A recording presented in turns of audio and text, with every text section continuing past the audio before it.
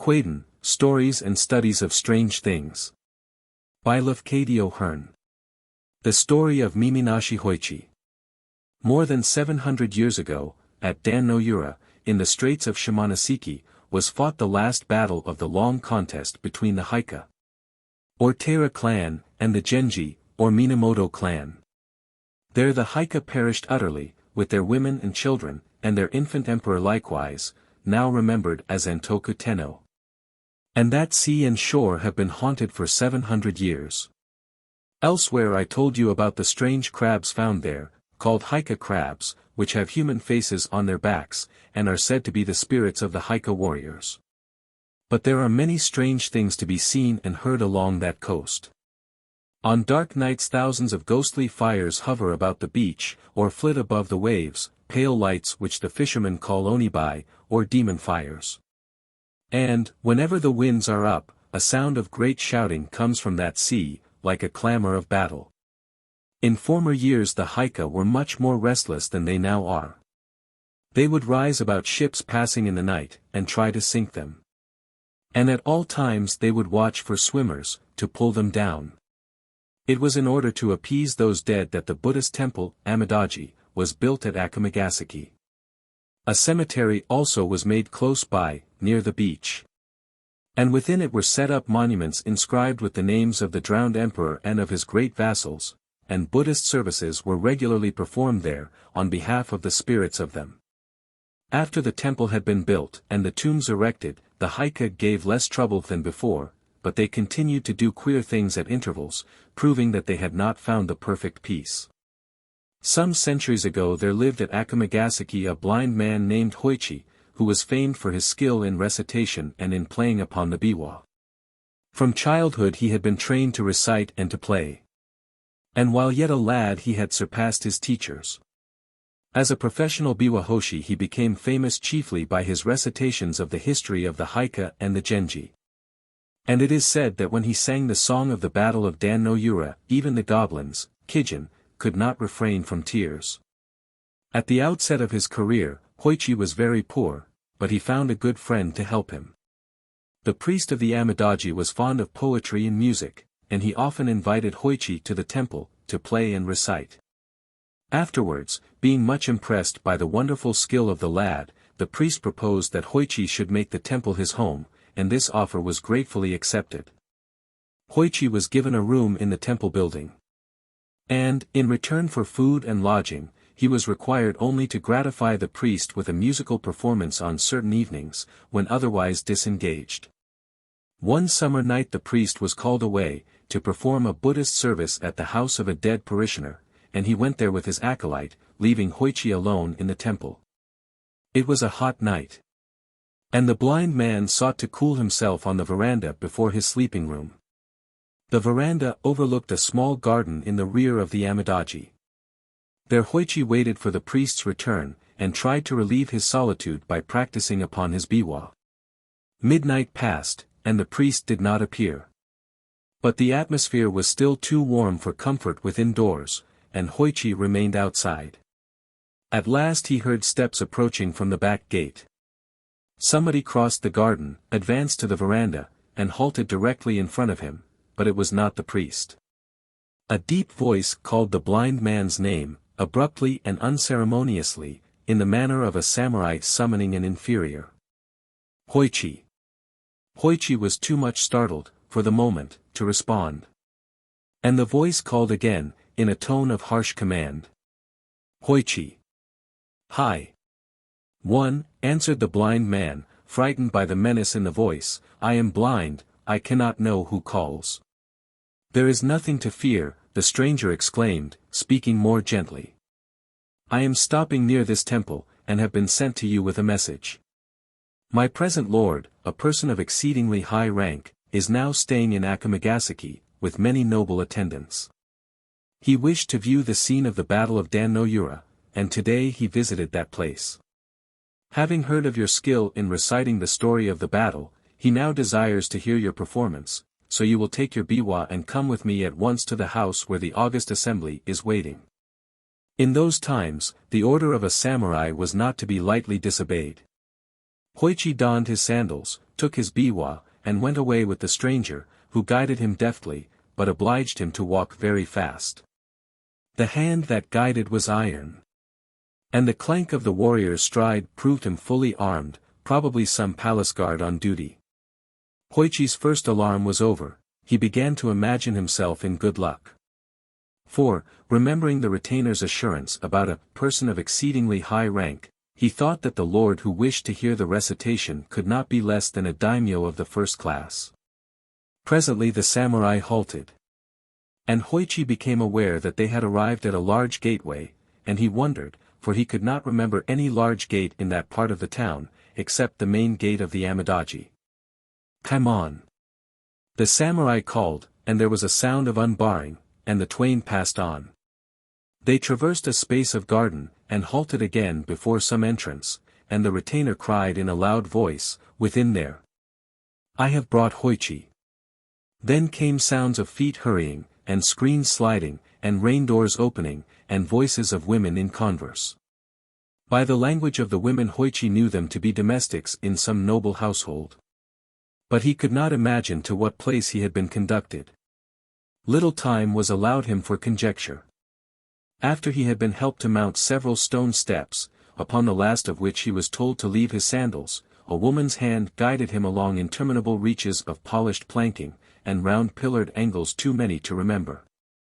And over widths amazing of matted floor, into the middle of some vast apartment. There he thought that many great people were assembled, the sound of the rustling of silk was like the sound of leaves in a forest. He heard also a great humming of voices, talking in undertones, and the speech was the speech of courts. Hoichi was told to put himself at ease, and he found a kneeling cushion ready for him. After having taken his place upon it, and tuned his instrument, the voice of a woman, whom he divined to be the roho, or matron in charge of the female service, addressed him, saying, "It is now required that the history of the Haika be recited, to the accompaniment of the biwa." Now the entire recital would have required a time of many nights, therefore Hoichi ventured a question. "As the whole of the story is not soon told, what portion is it augustly desired that I now recite?" The woman's voice made answer. "Recite the story of the battle at Dan no Yura, for the pity of it is the most deep." Then Hoichi lifted up his voice, and chanted the chant of the fight on the bitter sea, wonderfully making his biwa to sound like the straining of oars and the rushing of ships, the whir and the hissing of arrows, the shouting and trampling of men, the crashing of steel upon helmets, the plunging of slain in the flood. And to left and right of him, in the pauses of his playing, he could hear voices murmuring praise, "How marvelous an artist! Never in our own province was playing heard like this. Not in all the empire is there another singer like Hoichi." Then fresh courage came to him, and he played and sang yet better than before, and a hush of wonder deepened about him. But when at last he came to tell the fate of the fair and helpless, the piteous perishing of the women and children, and the death leap of Ninoama, with the imperial infant in her arms, then all the listeners uttered together one long shuddering cry of anguish. And thereafter they wept and wailed so loudly and so wildly that the blind man was frightened by the violence and grief that he had made. For much time the sobbing and the wailing continued. But gradually the sounds of lamentation died away. And again, in the great stillness that followed, Hoichi heard the voice of the woman whom he supposed to be the roho. She said, "Although we had been assured that you were a very skillful player upon the biwa, and without an equal in recitative, we did not know that anyone could be so skillful as you have proved yourself tonight. Our Lord has been pleased to say that he intends to bestow upon you a fitting reward. But he desires that you shall perform before him once every night for the next 6 nights, after which time he will probably make his august return journey. Tomorrow night, therefore, you are to come here at the same hour. The retainer who tonight conducted you will be sent for you. There is another matter about which I have been ordered to inform you. It is required that you shall speak to no one of your visits here, during the time of our Lord's august sojourn at Akamagasaki. As he is traveling incognito, he commands that no mention of these things be made. You are now free to go back to your temple." After Hoichi had duly expressed his thanks, a woman's hand conducted him to the entrance of the house, where the same retainer, who had before guided him, was waiting to take him home. The retainer led him to the veranda at the rear of the temple, and there bade him farewell. It was almost dawn when Hoichi returned. But his absence from the temple had not been observed, as the priest, coming back at a very late hour, had supposed him asleep. During the day Hoichi was able to take some rest, and he said nothing about his strange adventure. In the middle of the following night the samurai again came for him, and led him to the august assembly, where he gave another recitation with the same success that had attended his previous performance. But during this second visit his absence from the temple was accidentally discovered. And after his return in the morning he was summoned to the presence of the priest, who said to him, in a tone of kindly reproach, "We have been very anxious about you, friend Hoichi. To go out, blind and alone, at so late an hour, is dangerous. Why did you go without telling us? I could have ordered a servant to accompany you. And where have you been?" Hoichi answered, evasively. "Pardon me, kind friend. I had to attend to some private business. And I could not arrange the matter at any other hour." The priest was surprised, rather than pained, by Hoichi's reticence. He felt it to be unnatural, and suspected something wrong. He feared that the blind lad had been bewitched or deluded by some evil spirits. He did not ask any more questions. But he privately instructed the men servants of the temple to keep watch upon Hoichi's movements, and to follow him in case that he should again leave the temple after dark. On the very next night, Hoichi was seen to leave the temple. And the servants immediately lighted their lanterns, and followed after him. But it was a rainy night, and very dark, and before the temple folks could get to the roadway, Hoichi had disappeared. Evidently he had walked very fast, a strange thing, considering his blindness, for the road was in a bad condition. The men hurried through the streets, making inquiries at every house which Hoichi was accustomed to visit. But nobody could give them any news of him. At last, as they were returning to the temple by way of the shore, they were startled by the sound of a biwa, furiously played, in the cemetery of the Amidaji. Except for some ghostly fires, such as usually flitted there on dark nights, all was blackness in that direction. But the men at once hastened to the cemetery. And there, by the help of their lanterns, they discovered Hoichi, sitting alone in the rain before the memorial tomb of Antoku Tenno, making his biwa resound, and loudly chanting the chant of the Battle of Dan no Yura. And behind him, and about him, and everywhere above the tombs, the fires of the dead were burning, like candles. Never before had so great a host of onibai appeared in the sight of mortal man. "Hoichi-san, Hoichi-san!" The servants cried, "You are bewitched. Hoichi-san!" But the blind man did not seem to hear. Strenuously he made his biwa to rattle and ring and clang, more and more wildly he chanted the chant of the Battle of Dan no Yura. They caught hold of him, they shouted into his ear, "Hoichi-san, Hoichi-san, come home with us at once." Reprovingly he spoke to them. "To interrupt me in such a manner, before this august assembly, will not be tolerated." Whereat, in spite of the weirdness of the thing, the servants could not help laughing. Sure that he had been bewitched, they now seized him, and pulled him up on his feet, and by main force hurried him back to the temple, where he was immediately relieved of his wet clothes, by order of the priest. Then the priest insisted upon a full explanation of his friend's astonishing behavior. Hoichi long hesitated to speak. But at last, finding that his conduct had really alarmed and angered the good priest, he decided to abandon his reserve. And he related everything that had happened from the time of first visit of the samurai. The priest said, "Hoichi, my poor friend, you are now in great danger. How unfortunate that you did not tell me all this before. Your wonderful skill in music has indeed brought you into strange trouble. By this time you must be aware that you have not been visiting any house whatever, but have been passing your nights in the cemetery, among the tombs of the Haika. And it was before the memorial tomb of Antoku Tenno that our people tonight found you, sitting in the rain. All that you have been imagining was illusion, except the calling of the dead. By once obeying them, you have put yourself in their power. If you obey them again, after what has already occurred, they will tear you in pieces. But they would have destroyed you, sooner or later, in any event. Now I shall not be able to remain with you tonight, I am called away to perform another service. But, before I go, it will be necessary to protect your body by writing holy texts upon it. Before sundown the priest and his acolyte stripped Hoichi, then, with their writing brushes, they traced upon his breast and back, head and face and neck, limbs and hands and feet, even upon the soles of his feet and upon all parts of his body.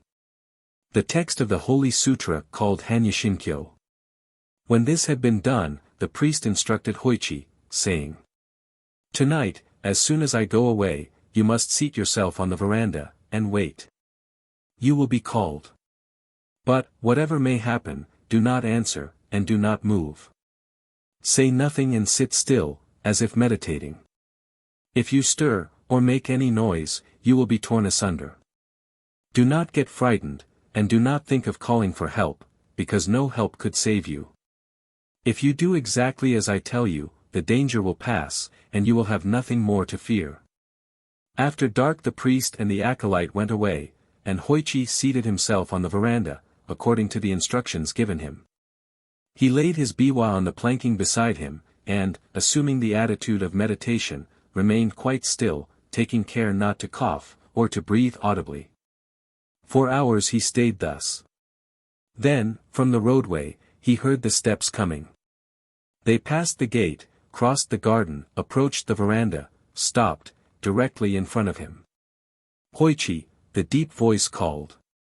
But the blind man held his breath, and sat motionless. "Hoichi," grimly called the voice a second time. Then a third time, savagely. "Hoichi." Hoichi remained as still as a stone, and the voice grumbled. "No answer, that won't do. Must see where the fellow is."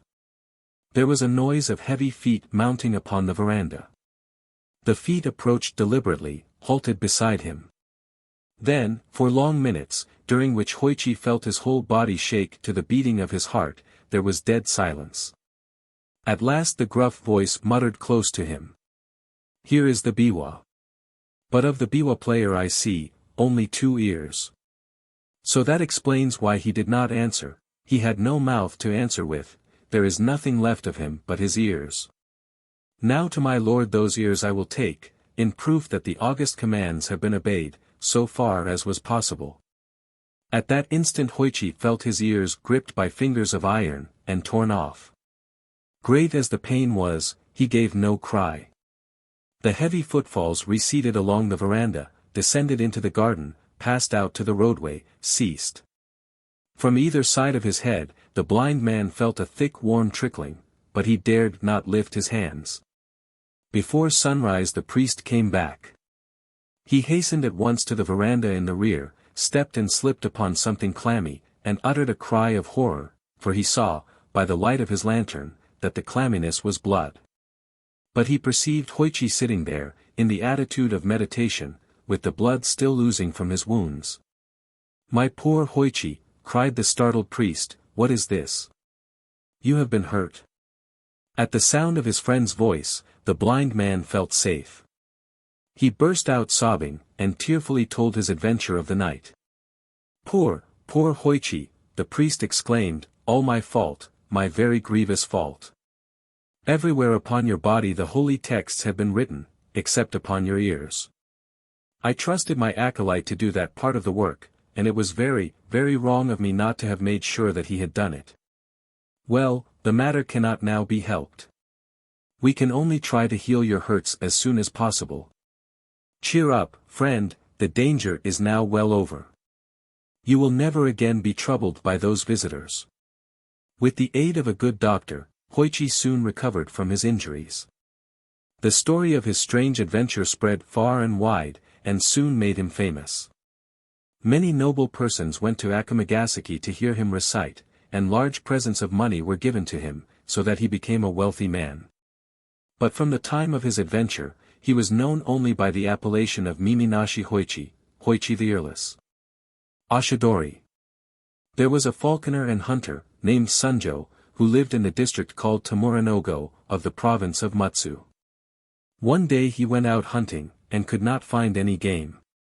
But on his way home, at a place called Akanuma, he perceived a pair of oshidori, mandarin ducks, swimming together in a river that he was about to cross. To kill oshidori is not good. But Sunjo happened to be very hungry, and he shot at the pair. His arrow pierced the male, the female escaped into the rushes of the further shore, and disappeared. Sunjo took the dead bird home, and cooked it. That night he dreamed a dreary dream. It seemed to him that a beautiful woman came into his room, and stood by his pillow, and began to weep. So bitterly did she weep that Sunjo felt as if his heart were being torn out while he listened. And the woman cried to him, "Why, oh! Why did you kill him? Of what wrong was he guilty? At Akanuma we were so happy together, and you killed him. What harm did he ever do you? Do you even know what you have done, oh? Do you know what a cruel, what a wicked thing you have done? Me too you have killed, for I will not live without my husband. Only to tell you this I came." Then again she wept aloud, so bitterly that the voice of her crying pierced into the marrow of the listener's bones. And she sobbed out the words of this poem. Hai kururoba. Seisoeshi mono wa. Akanuma no.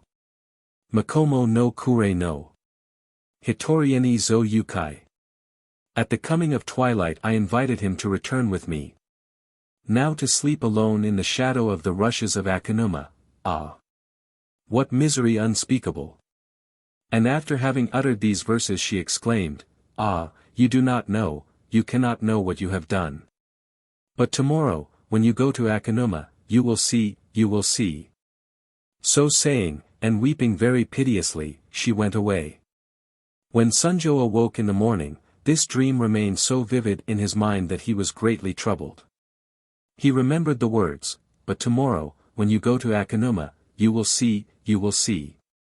And he resolved to go there at once, that he might learn whether his dream was anything more than a dream.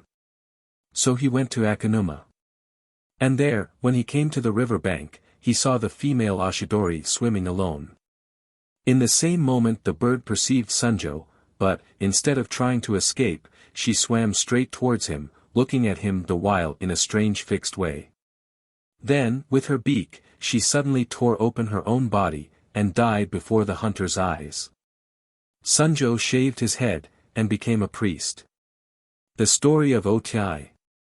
A long time ago, in the town of Niigata, in the province of Ekizen, there lived a man called Nagao Chozei. Nagao was the son of a physician, and was educated for his father's profession. At an early age he had been betrothed to a girl called Oti, the daughter of one of his father's friends, and both families had agreed that the wedding should take place as soon as Nagao had finished his studies. But the health of Oti proved to be weak, and in her 15th year she was attacked by a fatal consumption. When she became aware that she must die, she sent for Nagao to bid him farewell. As he knelt at her bedside, she said to him, "Nagao-sama, my betrothed, we were promised to each other from the time of our childhood, and we were to have been married at the end of this year. But now I am going to die. The gods know what is best for us. If I were able to live for some years longer, I could only continue to be a cause of trouble and grief for others. With this frail body, I could not be a good wife. And therefore even to wish to live, for your sake, would be a very selfish wish. I am quite resigned to die, and I want you to promise that you will not grieve. Besides, I want to tell you that I think we shall meet again." "Indeed we shall meet again," Nagao answered earnestly. "And in that pure land, too, there will be no pain of separation." "Nay, nay," she responded softly, "I meant not the pure land. I believe that we are destined to meet again in this world, although I shall be buried tomorrow." Nagao looked at her wonderingly, and saw her smile at his wonder. She continued, in her gentle, dreamy voice. "Yes, I mean in this world, in your own present life, Nagao-sama. Providing, indeed, that you wish it. Only, for this thing to happen, I must again be born a girl, and grow up to womanhood. So you would have to wait 15, 16 years, that is a long time. But, my promised husband, you are now only 19 years old. Eager to soothe her dying moments, he answered tenderly. To wait for you, my betrothed, were no less a joy than a duty. We are pledged to each other for the time of 7 existences. But you doubt? She questioned, watching his face. My dear one, he answered, I doubt whether I should be able to know you in another body, under another name, unless you can tell me of a sign or token. That I cannot do, she said. Only the gods and the Buddhas know how and where we shall meet. But I am sure, very, very sure, that, if you be not unwilling to receive me, I shall be able to come back to you. Remember these words of mine. She ceased to speak, and her eyes closed. She was dead. Nagao had been sincerely attached to Ot. And his grief was deep. He had a mortuary tablet made, inscribed with her zokumyo, and he placed the tablet in his butsudan, and every day set offerings before it. He thought a great deal about the strange things that Ot had said to him just before her death, and, in the hope of pleasing her spirit, he wrote a solemn promise to wed her if she could ever return to him in another body. This written promise he sealed with his seal, and placed in the butsudan beside the mortuary tablet of Ot. Nevertheless, as Nagao was an only son, it was necessary that he should marry. He soon found himself obliged to yield to the wishes of his family, and to accept a wife of his father's choosing. After his marriage he continued to set offerings before the tablet of Ot, and he never failed to remember her with affection. But by degrees her image became dim in his memory, like a dream that is hard to recall. And the years went by. During those years many misfortunes came upon him. He lost his parents by death, then his wife and his only child. So that he found himself alone in the world. He abandoned his desolate home, and set out upon a long journey in the hope of forgetting his sorrows. One day, in the course of his travels, he arrived at Ikeo, a mountain village still famed for its thermal springs, and for the beautiful scenery of its neighborhood. In the village inn at which he stopped, a young girl came to wait upon him. And, at the first sight of her face, he felt his heart leap as it had never leaped before. So strangely did she resemble Ot that he pinched himself to make sure that he was not dreaming.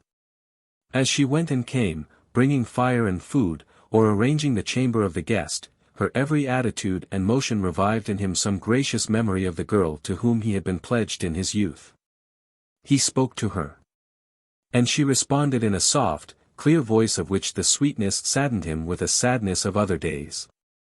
Then, in great wonder, he questioned her, saying, Elder sister, 3, so much do you look like a person whom I knew long ago, that I was startled when you first entered this room.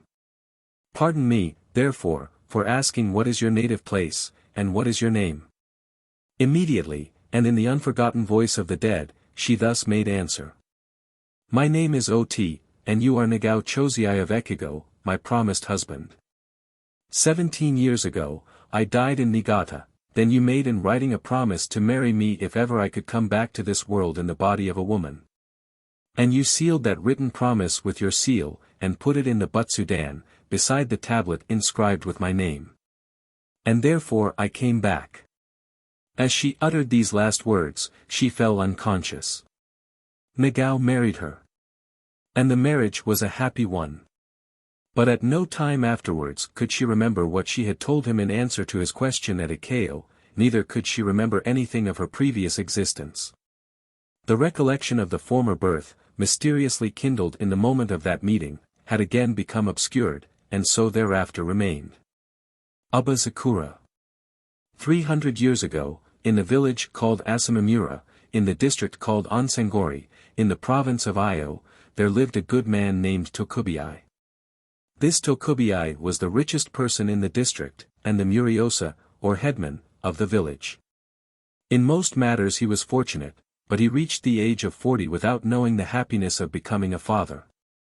Therefore he and his wife, in the affliction of their childlessness, addressed many prayers to the divinity Fudo Myoa, who had a famous temple, called Saihoji, in Asamamura. At last their prayers were heard, the wife of Tokubiai gave birth to a daughter. The child was very pretty, and she received the name of Tsuyu. As the mother's milk was deficient, a milk nurse, called Osodi, was hired for the little one. Otsuyu grew up to be a very beautiful girl, but at the age of 15 she fell sick, and the doctors thought that she was going to die. In that time the nurse Osodi, who loved Otsuyu with a real mother's love, went to the temple Saihoji, and fervently prayed to Fudo-sama on behalf of the girl.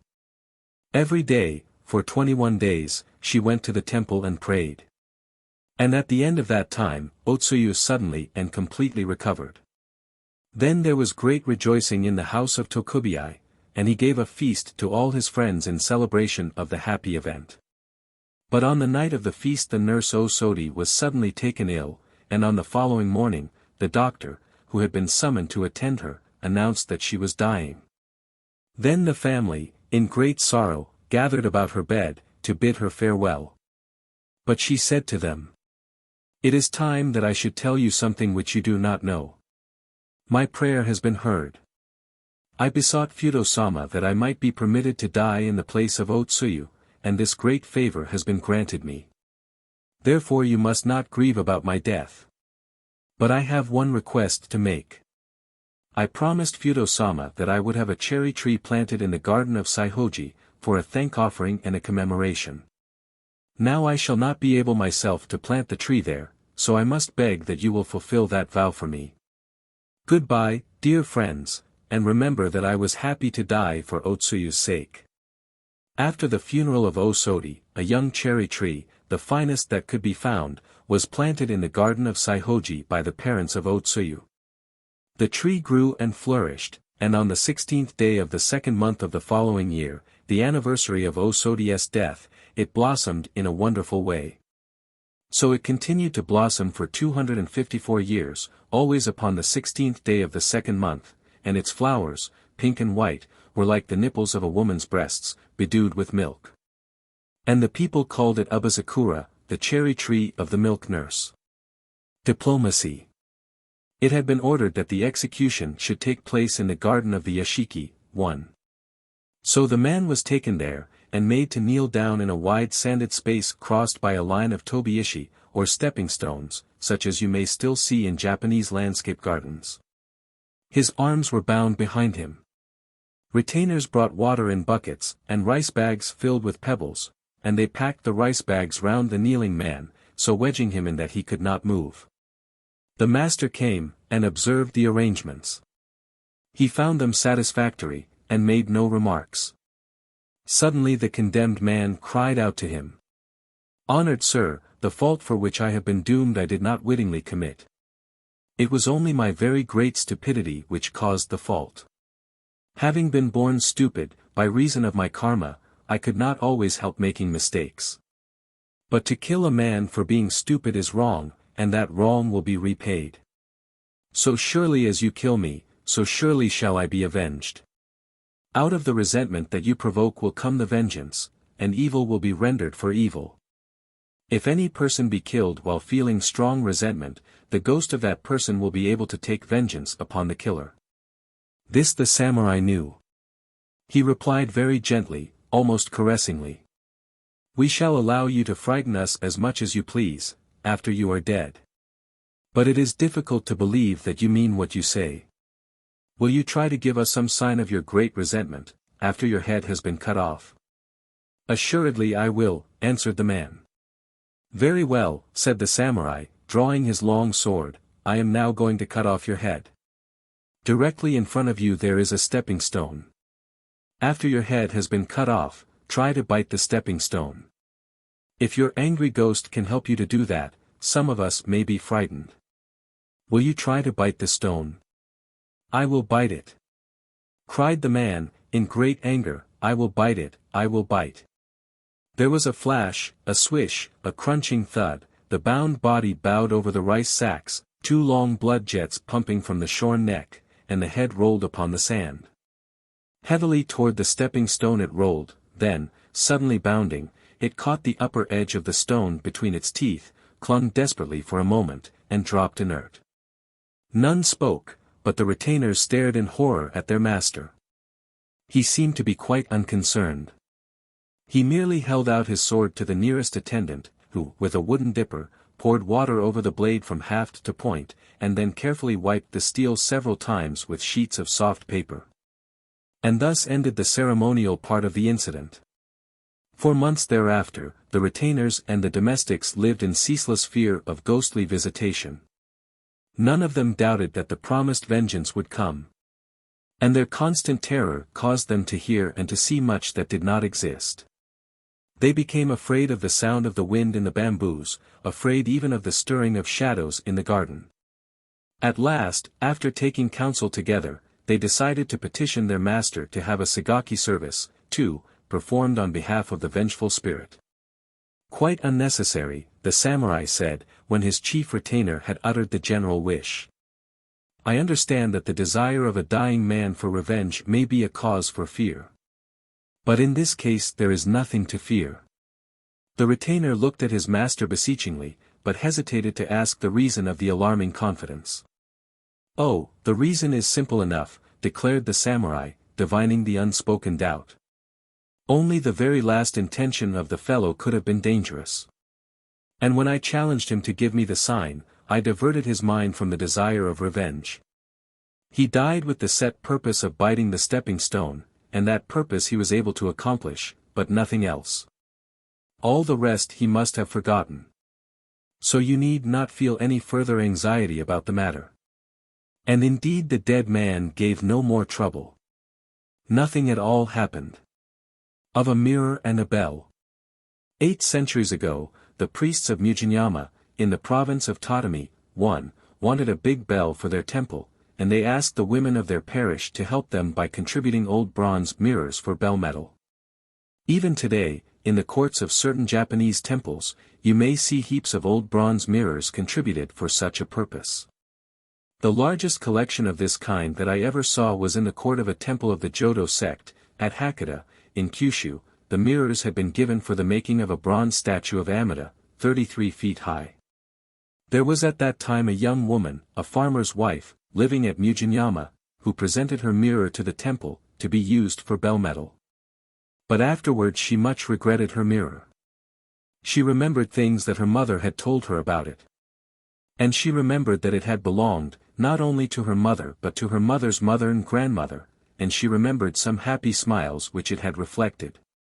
Of course, if she could have offered the priests a certain sum of money in place of the mirror, she could have asked them to give back her heirloom. But she had not the money necessary. Whenever she went to the temple, she saw her mirror lying in the courtyard, behind a railing, among hundreds of other mirrors heaped there together. She knew it by the shochikubai in relief on the back of it, those 3 fortunate emblems of pine, bamboo, and plum flower, which delighted her baby eyes when her mother first showed her the mirror. She longed for some chance to steal the mirror, and hide it, that she might thereafter treasure it always. But the chance did not come, and she became very unhappy, felt as if she had foolishly given away a part of her life. She thought about the old saying that a mirror is the soul of a woman, a saying mystically expressed, by the Chinese character for soul, upon the backs of many bronze mirrors. And she feared that it was true in weirder ways than she had before imagined. But she could not dare to speak of her pain to anybody. Now, when all the mirrors contributed for the Mujinyama bell had been sent to the foundry, the bell founders discovered that there was one mirror among them which would not melt. Again and again they tried to melt it, but it resisted all their efforts. Evidently the woman who had given that mirror to the temple must have regretted the giving. She had not presented her offering with all her heart. And therefore her selfish soul, remaining attached to the mirror, kept it hard and cold in the midst of the furnace. Of course everybody heard of the matter, and everybody soon knew whose mirror it was that would not melt. And because of this public exposure of her secret fault, the poor woman became very much ashamed and very angry. And as she could not bear the shame, she drowned herself, after having written a farewell letter containing these words. When I am dead, it will not be difficult to melt the mirror and to cast the bell. But, to the person who breaks that bell by ringing it, great wealth will be given by the ghost of me. You must know that the last wish or promise of anybody who dies in anger, or performs suicide in anger, is generally supposed to possess a supernatural force. After the dead woman's mirror had been melted, and the bell had been successfully cast, people remembered the words of that letter. They felt sure that the spirit of the writer would give wealth to the breaker of the bell.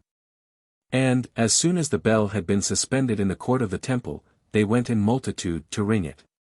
With all their might and main they swung the ringing beam, but the bell proved to be a good bell, and it bravely withstood their assaults.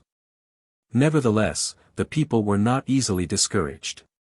Day after day, at all hours, they continued to ring the bell furiously, caring nothing whatever for the protests of the priests. So the ringing became an affliction. And the priests could not endure it, and they got rid of the bell by rolling it down the hill into a swamp. The swamp was deep, and swallowed it up, and that was the end of the bell. Only its legend remains. And in that legend it is called the Mugen Cane, or Bell of Mugen. Now there are queer old Japanese beliefs in the magical efficacy of a certain mental operation implied, though not described, by the verb nazareru. The word itself cannot be adequately rendered by any English word, for it is used in relation to many kinds of mimetic magic, as well as in relation to the performance of many religious acts of faith. Common meanings of nazareru, according to dictionaries, are to imitate, to compare, to liken, but the esoteric meaning is to substitute, in imagination, one object or action for another, so as to bring about some magical or miraculous result. For example, you cannot afford to build a Buddhist temple, but you can easily lay a pebble before the image of the Buddha, with the same pious feeling that would prompt you to build a temple if you were rich enough to build one. The merit of so offering the pebble becomes equal, or almost equal, to the merit of erecting a temple. You cannot read the 6,771 volumes of the Buddhist texts. But you can make a revolving library, containing them, turn round, by pushing it like a windlass. And if you push with an earnest wish that you could read the 6,771 volumes, you will acquire the same merit as the reading of them would enable you to gain. So much will perhaps suffice to explain the religious meanings of nazareru. The magical meanings could not all be explained without a great variety of examples, but, for present purposes, the following will serve. If you should make a little man of straw, for the same reason that Sister Helen made a little man of wax, and nail it, with nails not less than 5 inches long, to some tree in a temple grove at the hour of the ox, too, and if the person, imaginatively represented by that little straw man, should die thereafter in atrocious agony, that would illustrate one signification of nazareru. Or, let us suppose that a robber has entered your house during the night, and carried away your valuables. If you can discover the footprints of that robber in your garden, and then promptly burn a very large moxa on each of them, the soles of the feet of the robber will become inflamed, and will allow him no rest until he returns, of his own accord, to put himself at your mercy. That is another kind of mimetic magic expressed by the term nazareru. And a third kind is illustrated by various legends of the Mugen Cane. After the bell had been rolled into the swamp, there was, of course, no more chance of ringing it in such wise as to break it.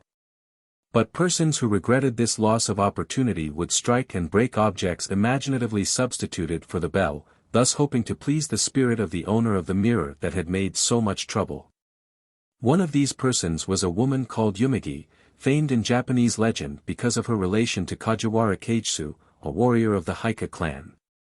While the pair were traveling together, Kajiwara one day found himself in great straits for want of money. And Yumigi, remembering the tradition of the Bell of Mugen, took a basin of bronze, and, mentally representing it to be the bell, beat upon it until she broke it, crying out, at the same time, for 300 pieces of gold. A guest of the inn where the pair were stopping made inquiry as to the cause of the banging and the crying, and, on learning the story of the trouble, actually presented Yumigi with 300 ryo, 3, in gold. Afterwards a song was made about Yumigi's basin of bronze. And that song is sung by dancing girls even to this day. Yumigi no kozabachi tadait. Okain ga daru naraba. Mina san mi yukwa. Sor tanamimasu.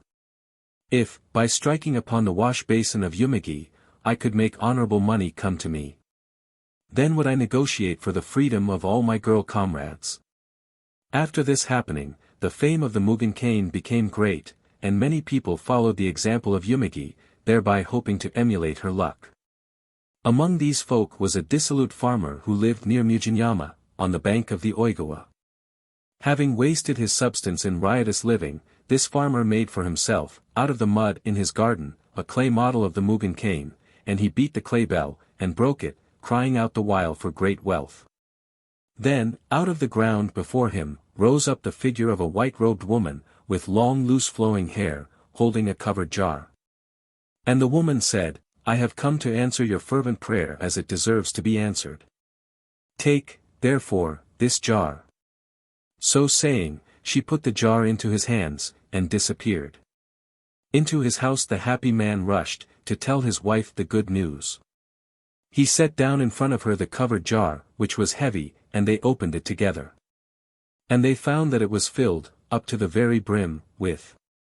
But no, I really cannot tell you with what it was filled. Jikaninki. Once, when Muzo Kikushi, a priest of the Zen sect, was journeying alone through the province of Mino, he lost his way in a mountain district where there was nobody to direct him. For a long time he wandered about helplessly. And he was beginning to despair of finding shelter for the night, when he perceived, on the top of a hill lighted by the last rays of the sun, one of those little hermitages, called anjitsu, which are built for solitary priests. It seemed to be in ruinous condition, but he hastened to it eagerly, and found that it was inhabited by an aged priest, from whom he begged the favor of a night's lodging. This the old man harshly refused. But he directed Muzo to a certain hamlet, in the valley adjoining where lodging and food could be obtained. Muzo found his way to the hamlet, which consisted of less than a dozen farm cottages. And he was kindly received at the dwelling of the headman. 40 or 50 persons were assembled in the principal apartment, at the moment of Muzo's arrival. But he was shown into a small separate room, where he was promptly supplied with food and bedding. Being very tired, he lay down to rest at an early hour. But a little before midnight he was roused from sleep by a sound of loud weeping in the next apartment. Presently the sliding screens were gently pushed apart. And a young man, carrying a lighted lantern, entered the room, respectfully saluted him, and said, Reverend Sir, it is my painful duty to tell you that I am now the responsible head of this house. Yesterday I was only the eldest son. But when you came here, tired as you were, we did not wish that you should feel embarrassed in any way, therefore we did not tell you that father had died only a few hours before. The people whom you saw in the next room are the inhabitants of this village, they all assembled here to pay their last respects to the dead. And now they are going to another village, about 3 miles off, for by our custom, no one of us may remain in this village during the night after a death has taken place. We make the proper offerings and prayers. Then we go away, leaving the corpse alone. Strange things always happen in the house where a corpse has thus been left, so we think that it will be better for you to come away with us. We can find you good lodging in the other village. But perhaps, as you are a priest, you have no fear of demons or evil spirits, and, if you are not afraid of being left alone with the body, you will be very welcome to the use of this poor house. However, I must tell you that nobody, except a priest, would dare to remain here tonight. Muzo made answer. For your kind intention and your generous hospitality, I am deeply grateful. But I am sorry that you did not tell me of your father's death when I came, for, though I was a little tired, I certainly was not so tired that I should have found difficulty in doing my duty as a priest. Had you told me, I could have performed the service before your departure. As it is, I shall perform the service after you have gone away, and I shall stay by the body until morning. I do not know what you mean by your words about the danger of staying here alone, but I am not afraid of ghosts or demons, therefore please to feel no anxiety on my account. The young man appeared to be rejoiced by these assurances, and expressed his gratitude in fitting words. Then the other members of the family, and the folk assembled in the adjoining room, having been told of the priest's kind promises, came to thank him, after which the master of the house said, "Now, reverend sir, much as we regret to leave you alone, we must bid you farewell. By the rule of our village, none of us can stay here after midnight.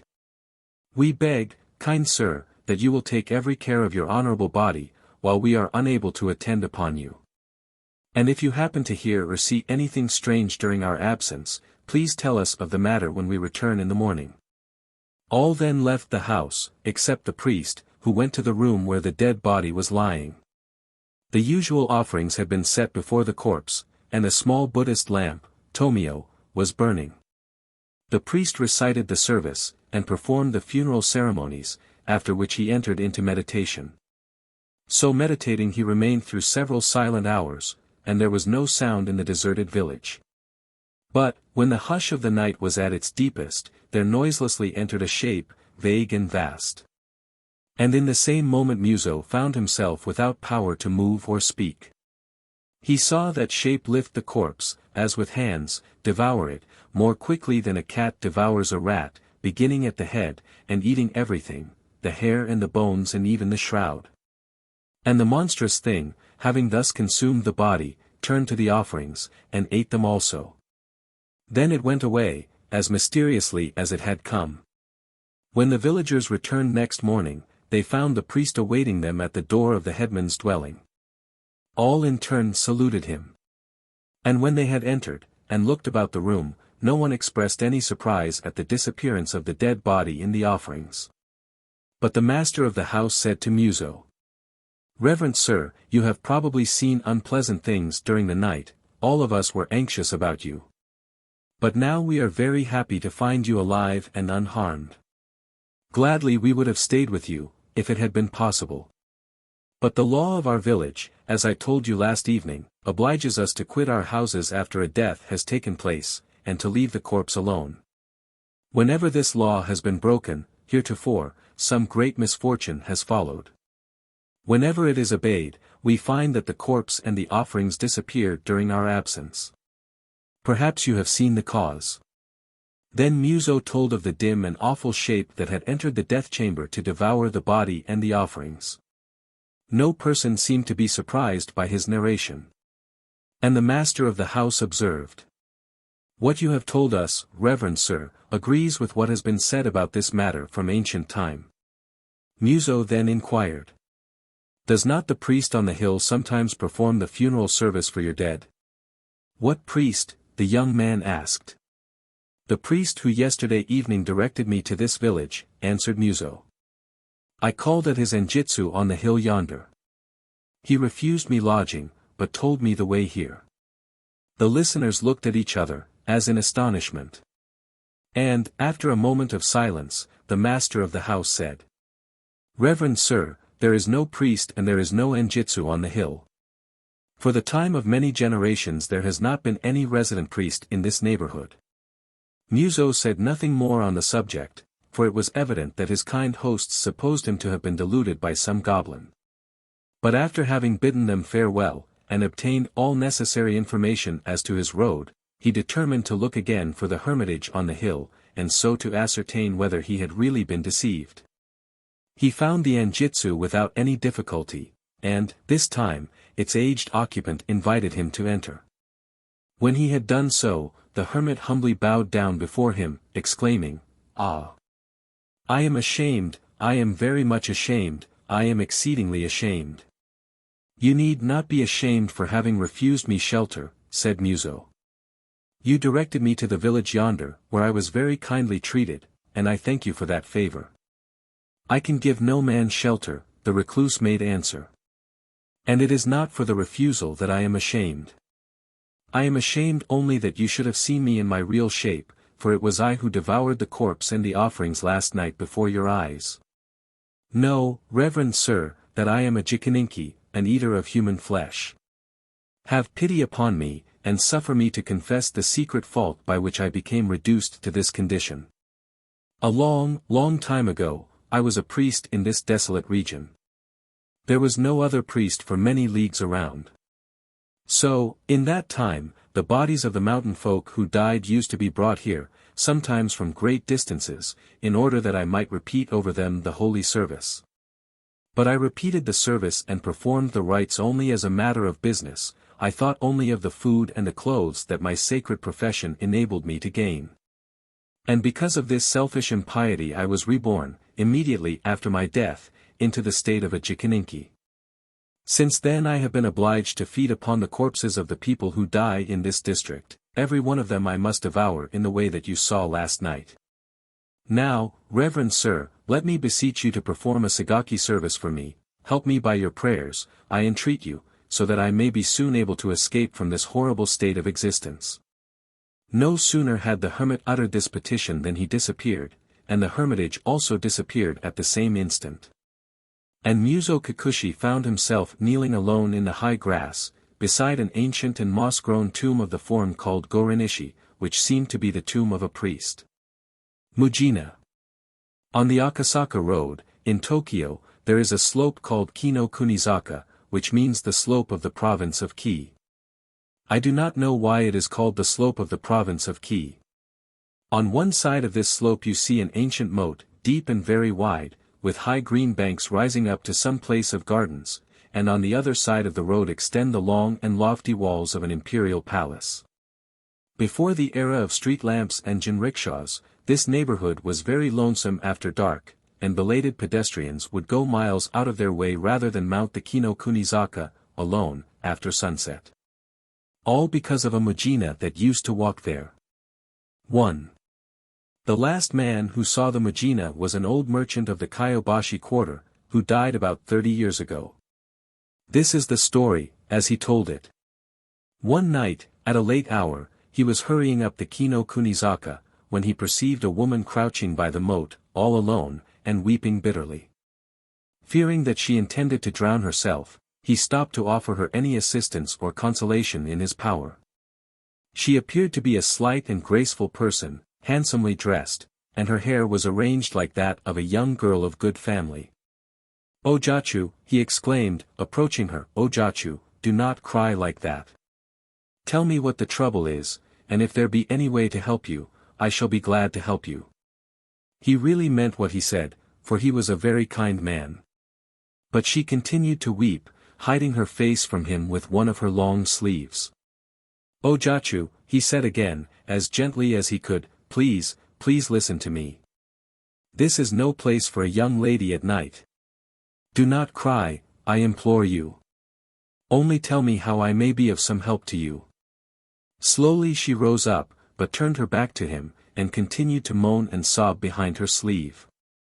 He laid his hand lightly upon her shoulder, and pleaded, "Ojachu, Ojachu, Ojachu. Listen to me, just for one little moment. Ojachu, Ojachu." Then that Ojachu turned around, and dropped her sleeve, and stroked her face with her hand, and the man saw that she had no eyes or nose or mouth, and he screamed and ran away. 2. Up Kino Kunizaka he ran, and all was black and empty before him. On and on he ran, never daring to look back, and at last he saw a lantern, so far away that it looked like the gleam of a firefly, and he made for it. It proved to be only the lantern of an itinerant soba seller, who had set down his stand by the roadside, but any light and any human companionship was good after that experience. And he flung himself down at the feet of the soba seller, crying out, "Ah, Kore! Kore!" 3. Roughly exclaimed the soba-man. "Here! What is the matter with you? Anybody hurt you?" "No, nobody hurt me," panted the other, "only." "Ah, Only scared you?" queried the peddler, unsympathetically. "Robbers?" Not robbers," gasped the terrified man. I saw a woman, by the moat, and she showed me." "Ah! I cannot tell you what she showed me." "Ha! For, was it anything like this that she showed you?" cried the soba-man, stroking his own face, which therewith became like unto an egg. And, simultaneously, the light went out. Rokuro Kubi. Nearly 500 years ago there was a samurai, named Isegai Hidazamen Taketsura, in the service of the Lord Kikuji, of Kyushu. This Isegai had inherited, from many warlike ancestors, a natural aptitude for military exercises, and extraordinary strength. While yet a boy he had surpassed his teachers in the art of swordsmanship, in archery, and in the use of the spear, and had displayed all the capacities of a daring and skillful soldier. Afterwards, in the time of the Aikyo War, he so distinguished himself that high honors were bestowed upon him. But when the house of Kikuji came to ruin, Isegai found himself without a master. He might then easily have obtained service under another daimyo, but as he had never sought distinction for his own sake alone, and as his heart remained true to his former lord, he preferred to give up the world. So he cut off his hair, and became a traveling priest, taking the Buddhist name of Kwairyo. But always, under the kuromo of the priest, Kwairyo kept warm within him the heart of the samurai.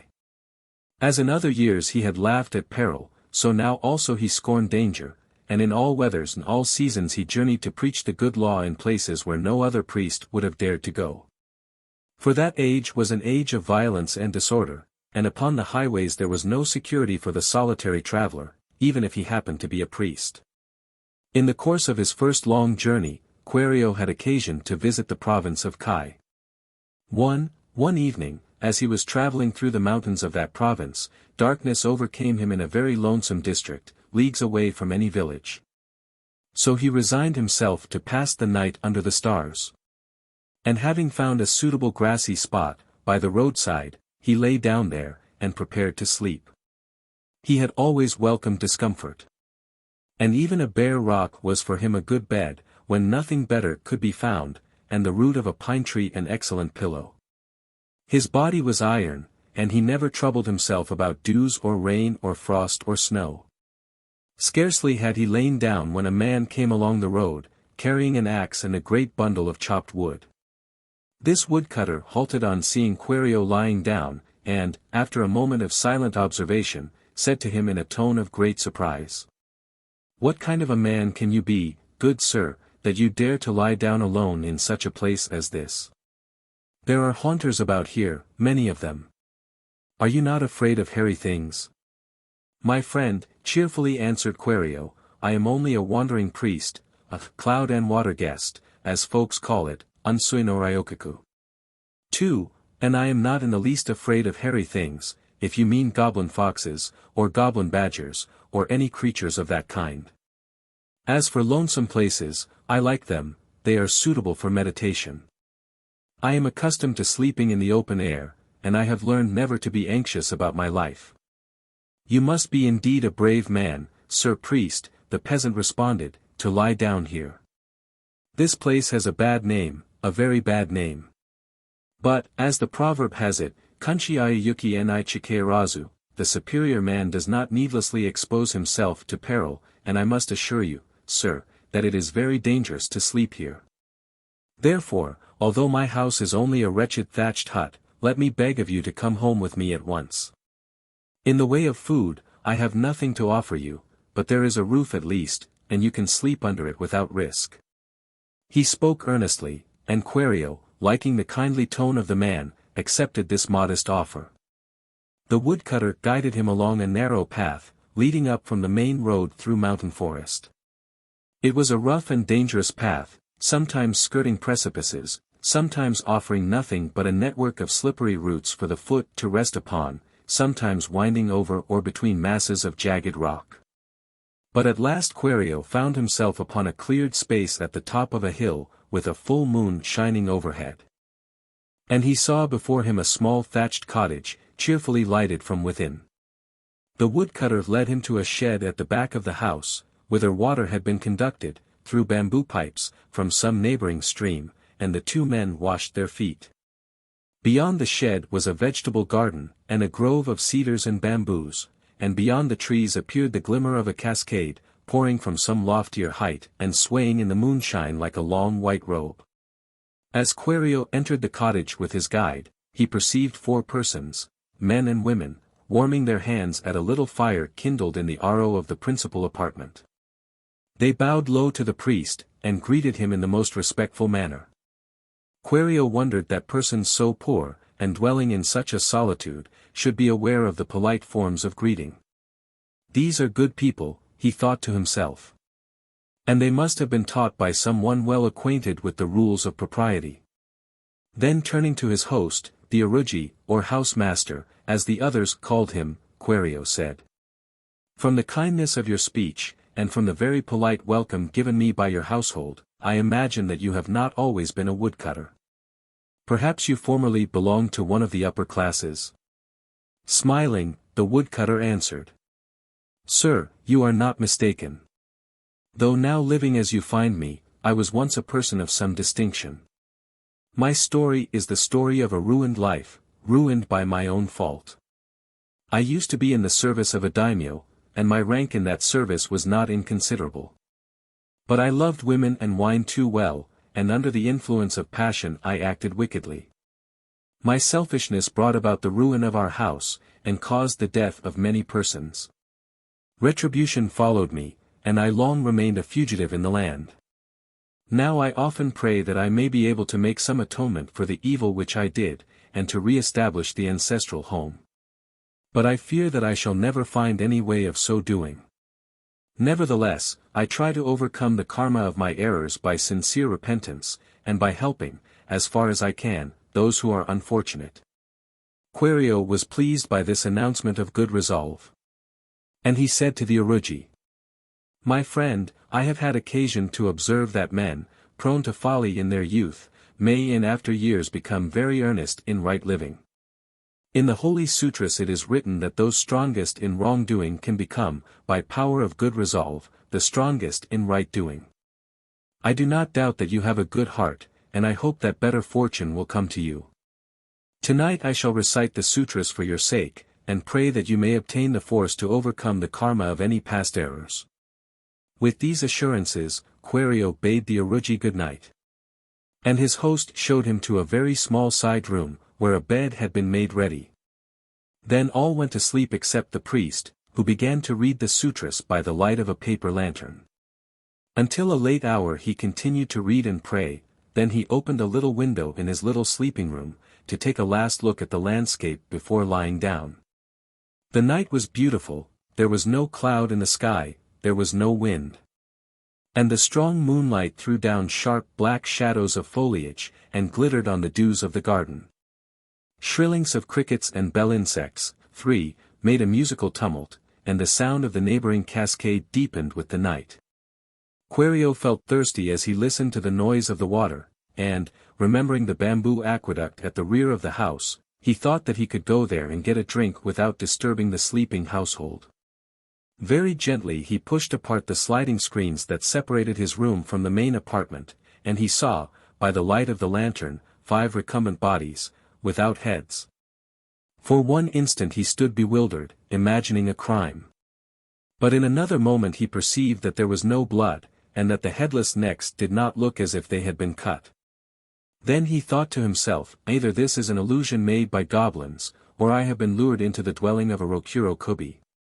For, in the book Soshinki 5, it is written that if one find the body of a Rokuro Kubi without its head, and remove the body to another place, the head will never be able to join itself again to the neck. And the book further says that when the head comes back and finds that its body has been moved, it will strike itself upon the floor 3 times, bounding like a ball, and will pant as in great fear, and presently die. Now, if these be Rokuro Kubi, they mean me no good, so I shall be justified in following the instructions of the book. He seized the body of the Aruji by the feet, pulled it to the window, and pushed it out. Then he went to the back door, which he found barred, and he surmised that the heads had made their exit through the smoke hole in the roof, which had been left open. Gently unbarring the door, he made his way to the garden, and proceeded with all possible caution to the grove beyond it. He heard voices talking in the grove. And he went in the direction of the voices, stealing from shadow to shadow, until he reached a good hiding place. Then, from behind a trunk, he caught sight of the heads, all 5 of them, flitting about, and chatting as they flitted.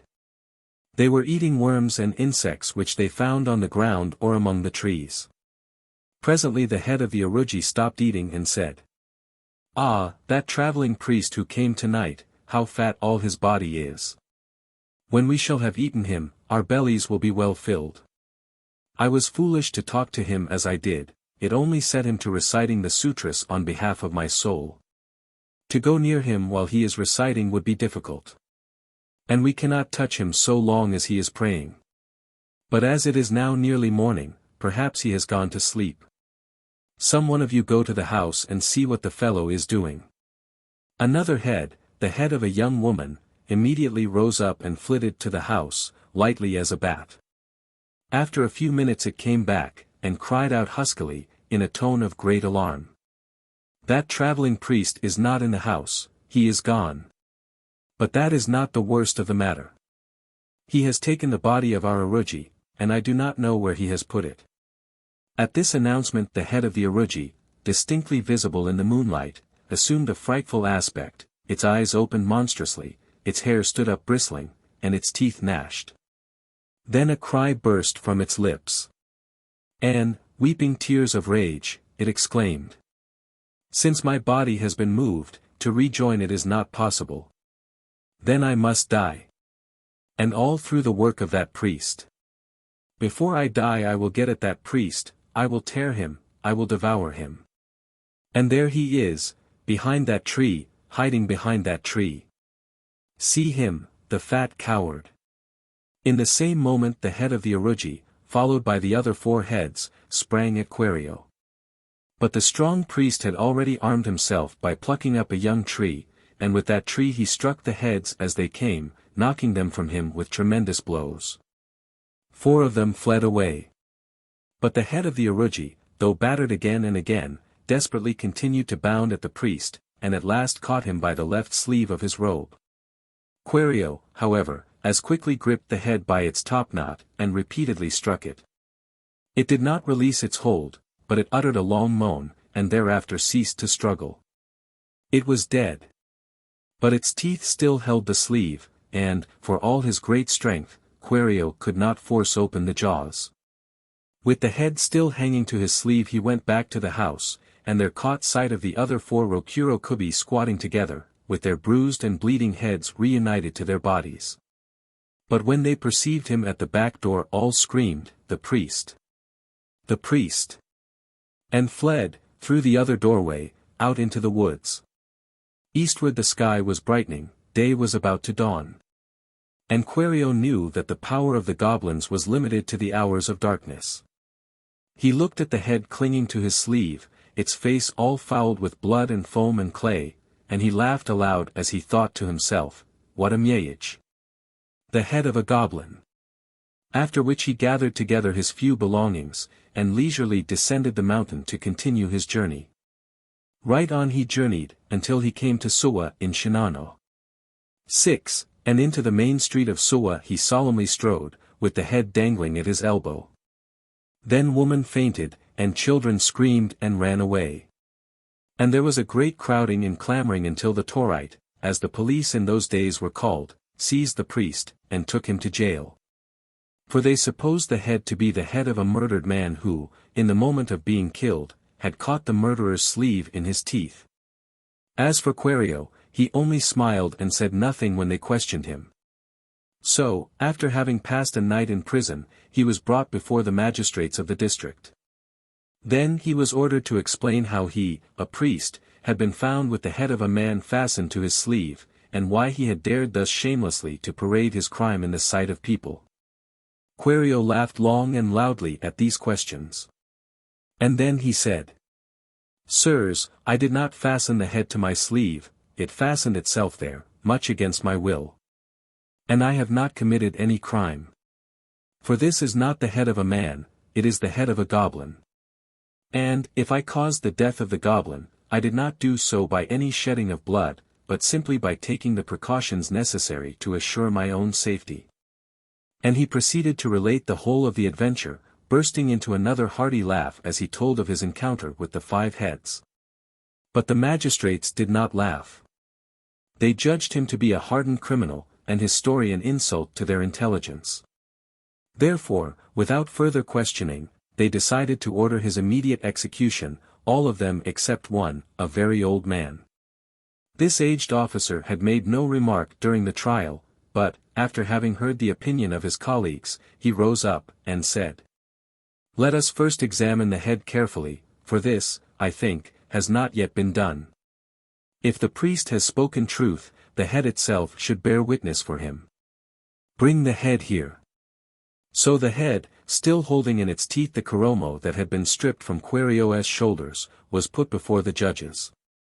The old man turned it round and round, carefully examined it, and discovered, on the nape of its neck, several strange red characters.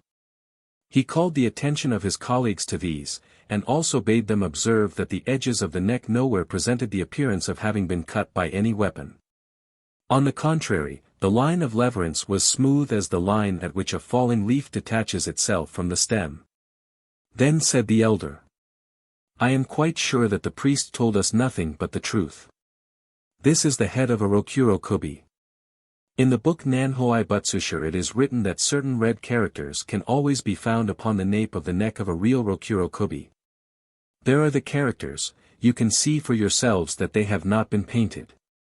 Moreover, it is well known that such goblins have been dwelling in the mountains of the province of Kai from very ancient time. But you, sir," he exclaimed, turning to Querio, "what sort of sturdy priest may you be? Certainly you have given proof of a courage that few priests possess, and you have the air of a soldier rather than a priest. Perhaps you once belonged to the samurai class?" "You have guessed rightly, sir," Querio responded. "Before becoming a priest, I long followed the profession of arms, and in those days I never feared man or devil. My name then was Isagai Hidazaemon Taketsura of Kyushu, there may be some among you who remember it." At the mention of that name, a murmur of admiration filled the courtroom, for there were many present who remembered it. And Querio immediately found himself among friends instead of judges, friends anxious to prove their admiration by fraternal kindness. With honor they escorted him to the residence of the daimyo, who welcomed him, and feasted him, and made him a handsome present before allowing him to depart. When Querio left Soa, he was as happy as any priest is permitted to be in this transitory world. As for the head, he took it with him, jocosely insisting that he intended it for a mieyich. And now it only remains to tell what became of the head. A day or two after leaving Soa, Querio met with a robber, who stopped him in a lonesome place, and bade him strip. Querio at once removed his koromo, and offered it to the robber, who then first perceived what was hanging to the sleeve. Though brave, the highwayman was startled, he dropped the garment, and sprang back. Then he cried out, "You, what kind of a priest are you? Why, you are a worse man than I am. It is true that I have killed people. But I never walked about with anybody's head fastened to my sleeve. Well, Sir Priest, I suppose we are of the same calling, and I must say that I admire you. Now that head would be of use to me, I could frighten people with it. Will you sell it? You can have my robe in exchange for your koromo, and I will give you 5 ryo for the head." Querio answered, "I shall let you have the head and the robe if you insist, but I must tell you that this is not the head of a man. It is a goblin's head. So, if you buy it, and have any trouble in consequence, please to remember that you were not deceived by me." "What a nice priest you are," exclaimed the robber. "You kill men, and jest about it. But I am really in earnest. Here is my robe, and here is the money, and let me have the head. What is the use of joking?" "Take the thing," said Querio. "I was not joking. The only joke, if there be any joke at all, is that you are fool enough to pay good money for a goblin's head." And Querio, loudly laughing, went upon his way. Thus the robber got the head and the koromo. And for some time he played goblin priest upon the highways. But, reaching the neighborhood of Soa, he there learned the true story of the head, and he then became afraid that the spirit of the Rokuro Kubi might give him trouble. So he made up his mind to take back the head to the place from which it had come, and to bury it with its body. He found his way to the lonely cottage in the mountains of Kai, but nobody was there, and he could not discover the body. Therefore he buried the head by itself, in the grove behind the cottage, and he had a tombstone set up over the grave, and he caused a Sagaki service to be performed on behalf of the spirit of the Rokuro Kubi. And that tombstone, known as the tombstone of the Rokuro Kubi, may be seen, at least so the Japanese storyteller declares, even unto this day. A dead secret. A long time ago, in the province of Tamba, there lived a rich merchant named Inamureya Gensuk. He had a daughter called Osono. As she was very clever and pretty, he thought it would be a pity to let her grow up with only such teaching as the country teachers could give her, so he sent her, in care of some trusty attendants, to Kyoto, that she might be trained in the polite accomplishments taught to the ladies of the capital. After she had thus been educated, she was married to a friend of her father's family, a merchant named Nagareya, and she lived happily with him for nearly 4 years. They had one child, a boy. But Osono fell ill and died, in the 4th year after her marriage. On the night after the funeral of Osono, her little son said that his mama had come back, and was in the room upstairs. She had smiled at him, but would not talk to him, so he became afraid, and ran away. Then some of the family went upstairs to the room which had been Osono's. And they were startled to see, by the light of a small lamp which had been kindled before a shrine in that room, the figure of the dead mother. She appeared as if standing in front of a tansu, or chest of drawers, that still contained her ornaments and her wearing apparel. Her head and shoulders could be very distinctly seen. But from the waist downwards the figure thinned into invisibility, it was like an imperfect reflection of her, and transparent as a shadow on water. Then the folk were afraid, and left the room. Below they consulted together. And the mother of Osono's husband said, "A woman is fond of her small things," and Osono was much attached to her belongings. Perhaps she has come back to look at them. Many dead persons will do that, unless the things be given to the parish temple. If we present Osono's robes and girdles to the temple, her spirit will probably find rest. It was agreed that this should be done as soon as possible. So on the following morning the drawers were emptied, and all of Osono's ornaments and dresses were taken to the temple. But she came back the next night, and looked at the tansu as before. And she came back also on the night following, and the night after that, and every night, and the house became a house of fear. The mother of Osono's husband then went to the parish temple, and told the chief priest all that had happened, and asked for ghostly counsel. The temple was a Zen temple, and the head priest was a learned old man, known as Daigen Osho. He said, "There must be something about which she is anxious, in or near that tansu." "But we emptied all the drawers," replied the woman, "there is nothing in the tansu." "Well," said Daigen Osho, "tonight I shall go to your house, and keep watch in that room, and see what can be done. You must give orders that no person shall enter the room while I am watching, unless I call."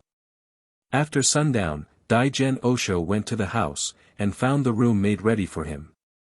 He remained there alone, reading the sutras, and nothing appeared until after the hour of the rat.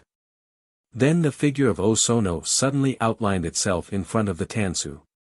Her face had a wistful look, and she kept her eyes fixed upon the tansu. The priest uttered the holy formula prescribed in such cases, and then, addressing the figure by the kaimyo of Osono, said, "I have come here in order to help you. Perhaps in that tansu there is something about which you have reason to feel anxious. Shall I try to find it for you?" The shadow appeared to give assent by a slight motion of the head, and the priest, rising, opened the top drawer. It was empty. Successively he opened the second, the third, and the fourth drawer. He searched carefully behind them and beneath them. He carefully examined the interior of the chest.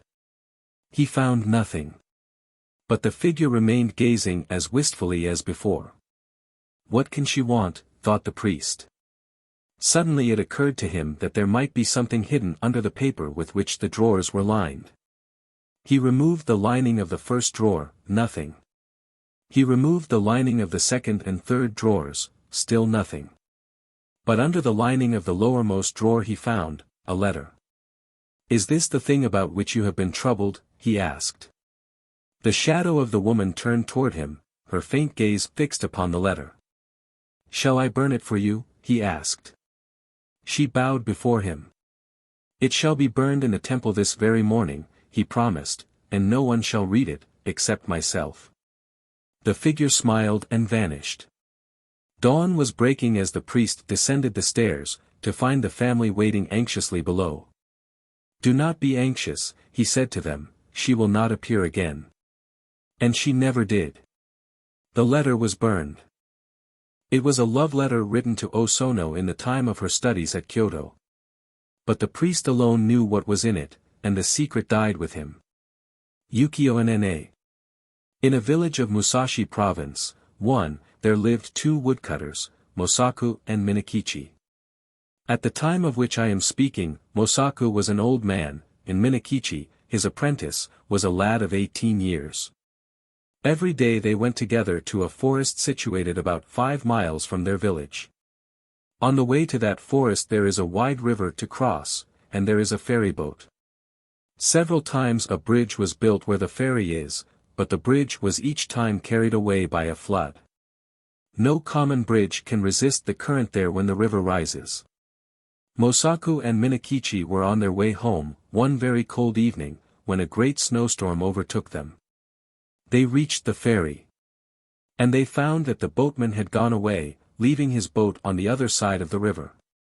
It was no day for swimming, and the woodcutters took shelter in the ferryman's hut, thinking themselves lucky to find any shelter at all. There was no brazier in the hut, nor any place in which to make a fire. It was only a 2-mat hut, with a single door, but no window. Mosaku and Minakichi fastened the door, and lay down to rest, with their straw raincoats over them.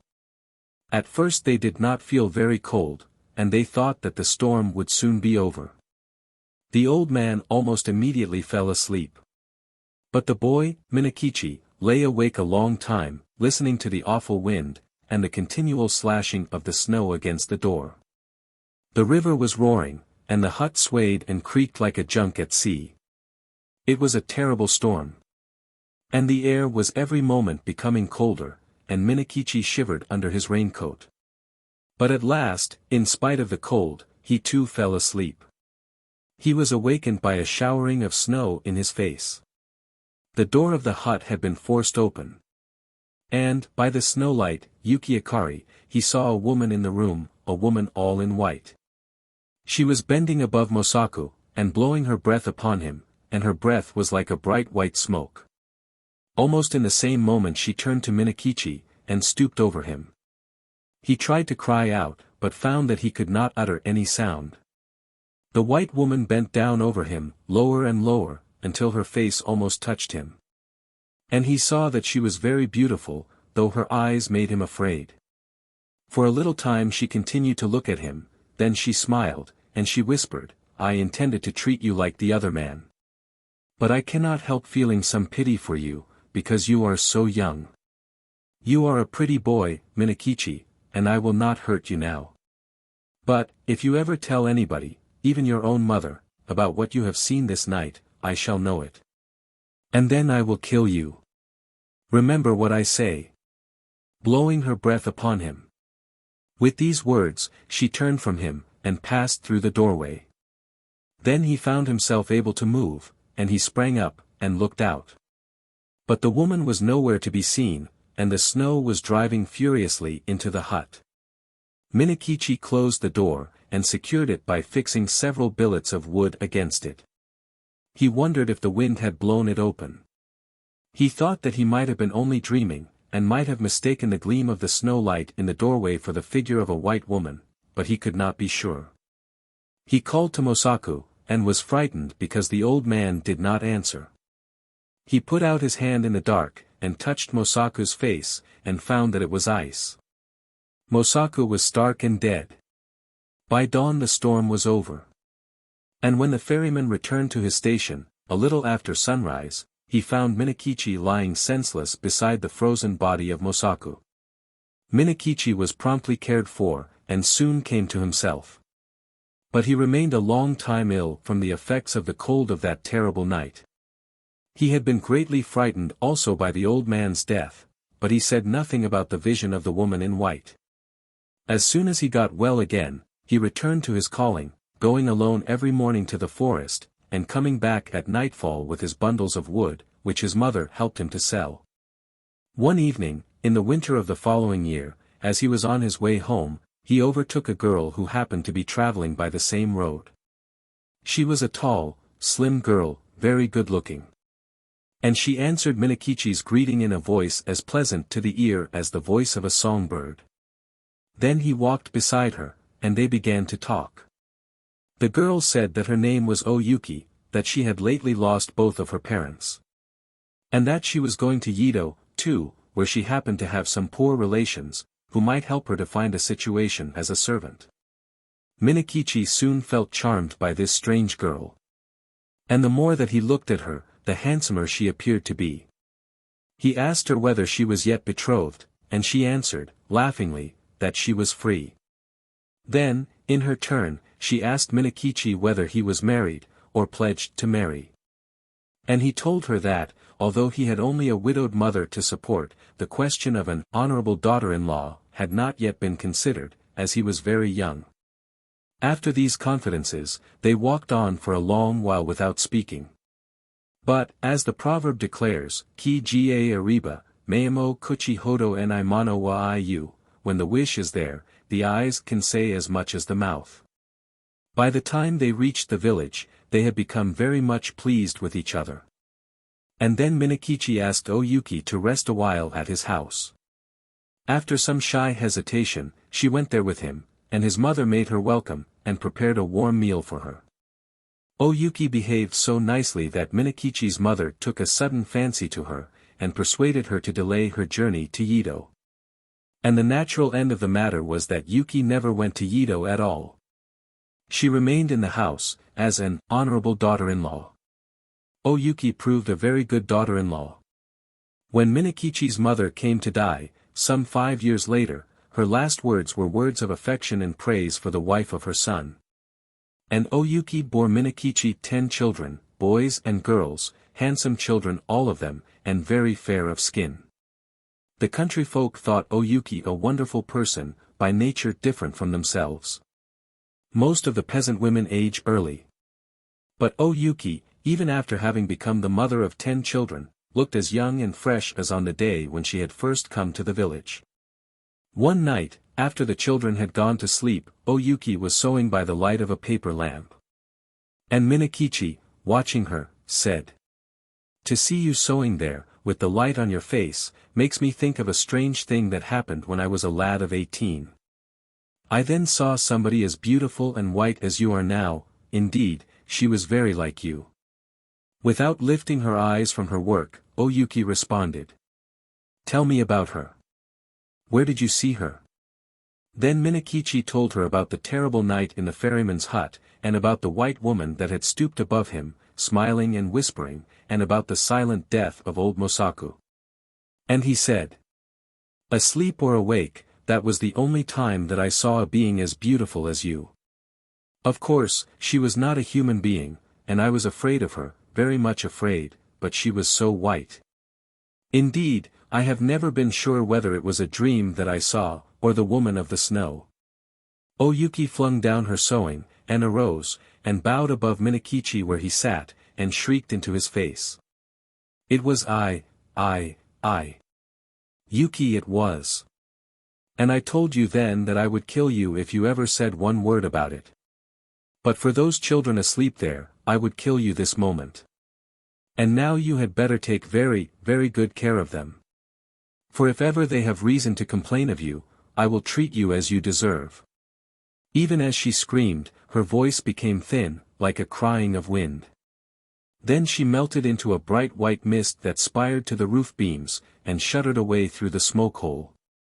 Never again was she seen. The story of Aoyagi.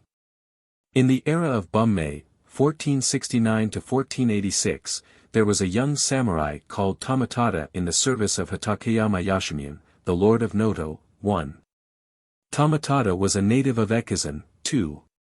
But at an early age he had been taken, as page, into the palace of the daimyo of Noto, and had been educated, under the supervision of that prince, for the profession of arms. As he grew up, he proved himself both a good scholar and a good soldier, and continued to enjoy the favor of his prince. Being gifted with an amiable character, a winning address, and a very handsome person, he was admired and much liked by his samurai comrades.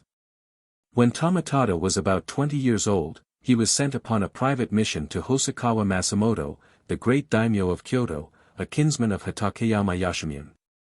Having been ordered to journey through Echizen, the youth requested and obtained permission to pay a visit, on the way, to his widowed mother. It was the coldest period of the year when he started. And, though mounted upon a powerful horse, he found himself obliged to proceed slowly. The road which he followed passed through a mountain district where the settlements were few and far between.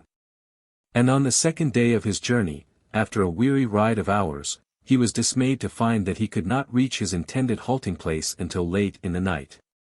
He had reason to be anxious. For a heavy snowstorm came on, with an intensely cold wind, and the horse showed signs of exhaustion. But in that trying moment, Tomotada unexpectedly perceived the thatched roof of a cottage on the summit of a near hill, where willow trees were growing. With difficulty he urged his tired animal to the dwelling. And he loudly knocked upon the storm doors, which had been closed against the wind. An old woman opened them, and cried out compassionately at the sight of the handsome stranger, "Ah, how pitiful! A young gentleman traveling alone in such weather. Deign, young master, to enter." Tomotada dismounted, and after leading his horse to a shed in the rear, entered the cottage, where he saw an old man and a girl warming themselves by a fire of bamboo splints. They respectfully invited him to approach the fire. And the old folks then proceeded to warm some rice wine, and to prepare food for the traveler, whom they ventured to question in regard to his journey.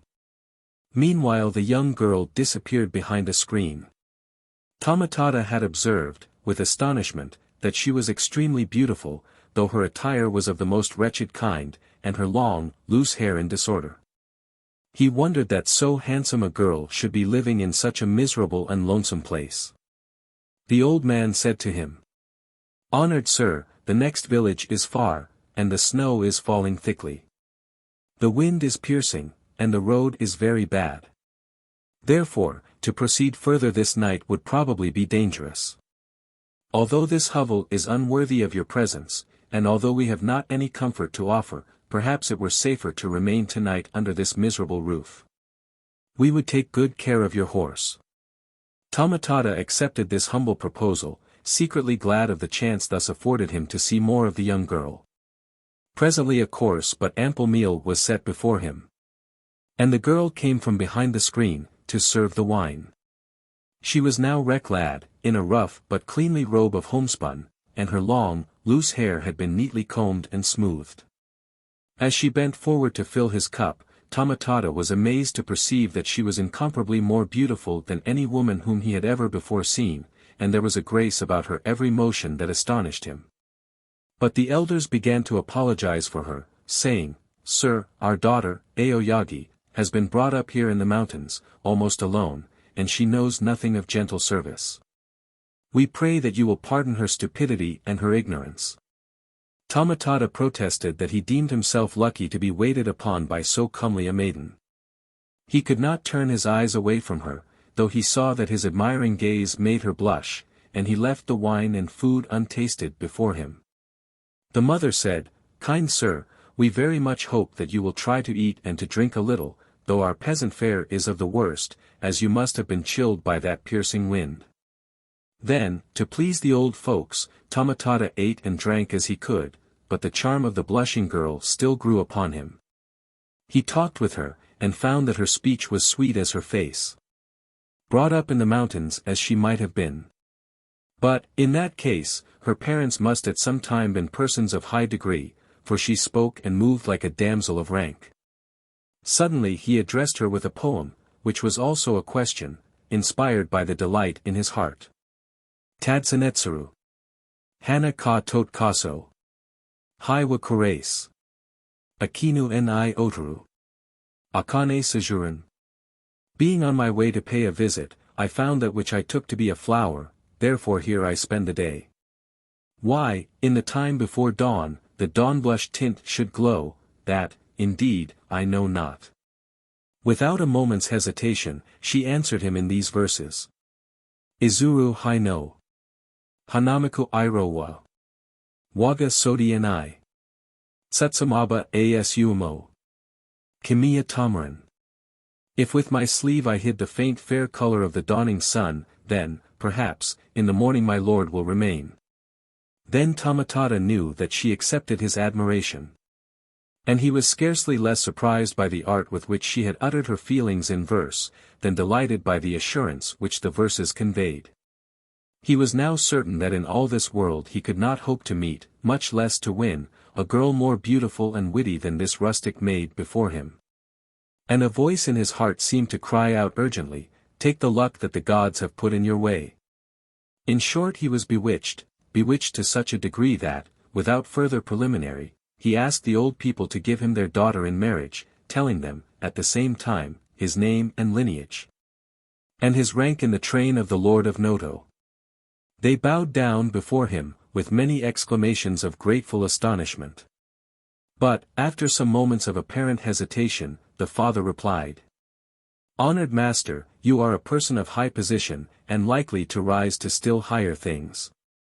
Too great is the favor that you deign to offer us. Indeed, the depth of our gratitude therefore is not to be spoken or measured.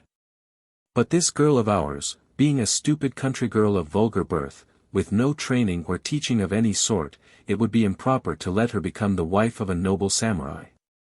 Even to speak of such a matter is not right. But, since you find the girl to your liking, and have condescended to pardon her peasant manners and to overlook her great rudeness, we do gladly present her to you, for an humble handmaid. Deign, therefore, to act hereafter in her regard according to your august pleasure." Ere morning the storm had passed, and day broke through a cloudless east. Even if the sleeve of Aoyagi hid from her lover's eyes the rose blush of that dawn, he could no longer tarry. But neither could he resign himself to part with the girl. And, when everything had been prepared for his journey, he thus addressed her parents. "Though it may seem thankless to ask for more than I have already received, I must again beg you to give me your daughter for wife. It would be difficult for me to separate from her now, and as she is willing to accompany me, if you permit, I can take her with me as she is. If you will give her to me, I shall ever cherish you as parents. And, in the meantime, please to accept this poor acknowledgment of your kindest hospitality." So saying, he placed before his humble host a purse of gold Rio. But the old man, after many prostrations, gently pushed back the gift, and said, "Kind master, the gold would be of no use to us, and you will probably have need of it during your long, cold journey. Here we buy nothing. And we could not spend so much money upon ourselves, even if we wished. As for the girl, we have already bestowed her as a free gift, she belongs to you, therefore it is not necessary to ask our leave to take her away. Already she has told us that she hopes to accompany you, and to remain your servant for as long as you may be willing to endure her presence. We are only too happy to know that you deign to accept her. And we pray that you will not trouble yourself on our account. In this place we could not provide her with proper clothing, much less with a dowry. Moreover, being old, we should in any event have to separate from her before long. Therefore it is very fortunate that you should be willing to take her with you now." It was in vain that Tamatata tried to persuade the old people to accept a present, he found that they cared nothing for money. But he saw that they were really anxious to trust their daughter's fate to his hands, and he therefore decided to take her with him. So he placed her upon his horse, and bade the old folks farewell for the time being, with many sincere expressions of gratitude. "Honored sir," the father made answer, "it is we, and not you, who have reason for gratitude. We are sure that you will be kind to our girl, and we have no fears for her sake." Here, in the Japanese original, there is a queer break in the natural course of the narration, which therefrom remains curiously inconsistent. Nothing further is said about the mother of Tamatata, or about the parents of Aoyagi, or about the daimyo of Noto. Evidently the writer wearied of his work at this point, and hurried the story, very carelessly, to its startling end. I am not able to supply his omissions, or to repair his faults of construction, but I must venture to put in a few explanatory details, without which the rest of the tale would not hold together. It appears that Tomotada rashly took Aoyagi with him to Kyoto, and so got into trouble, but we are not informed as to where the couple lived afterwards. Now a samurai was not allowed to marry without the consent of his lord. And Tomotada could not expect to obtain this sanction before his mission had been accomplished. He had reason, under such circumstances, to fear that the beauty of Aoyagi might attract dangerous attention, and that means might be devised of taking her away from him. In Kyoto he therefore tried to keep her hidden from curious eyes. But a retainer of Lord Hosokawa one day caught sight of Aoyagi, discovered her relation to Tomotada, and reported the matter to the daimyo. Thereupon the daimyo, a young prince, and fond of pretty faces, gave orders that the girl should be brought to the place, and she was taken thither at once, without ceremony. Tomotada sorrowed unspeakably, but he knew himself powerless. He was only an humble messenger in the service of a far-off daimyo, and for the time being he was at the mercy of a much more powerful daimyo, whose wishes were not to be questioned. Moreover, Tomotada knew that he had acted foolishly, that he had brought about his own misfortune, by entering into a clandestine relation which the code of the military class condemned. There was now but one hope for him, a desperate hope, that Aoyagi might be able and willing to escape and to flee with him. After long reflection, he resolved to try to send her a letter. The attempt would be dangerous, of course, any writing sent to her might find its way to the hands of the daimyo, and to send a love letter to any inmate of the place was an unpardonable offense. But he resolved to dare the risk. And, in the form of a Chinese poem, he composed a letter which he endeavored to have conveyed to her. The poem was written with only 28 characters. But with those 28 characters he was about to express all the depth of his passion, and to suggest all the pain of his loss. Koshi osun gajin wa ou. Ryokuju na maida wa tarit rakin wa hitataru. Kamen hitotabi I write fukaki koto umi no gotushur. Kore yori shoro kore rajan. Closely the youthful prince now follows after the gem-bright maid. The tears of the fair one, falling, have moistened all her robes. But the august lord, having once become enamored of her, the depth of his longing is like the depth of the sea. Therefore it is only I that am left forlorn, only I that am left to wander along. On the evening of the day after this poem had been sent, Tomotada was summoned to appear before the Lord Hosokawa. The youth at once suspected that his confidence had been betrayed. And he could not hope, if his letter had been seen by the daimyo, to escape the severest penalty. Now he will order my death, thought Tomotada, but I do not care to live unless Aoyagi be restored to me. Besides, if the death sentence be passed, I can at least try to kill Hosokawa. He slipped his swords into his girdle, and hastened to the palace.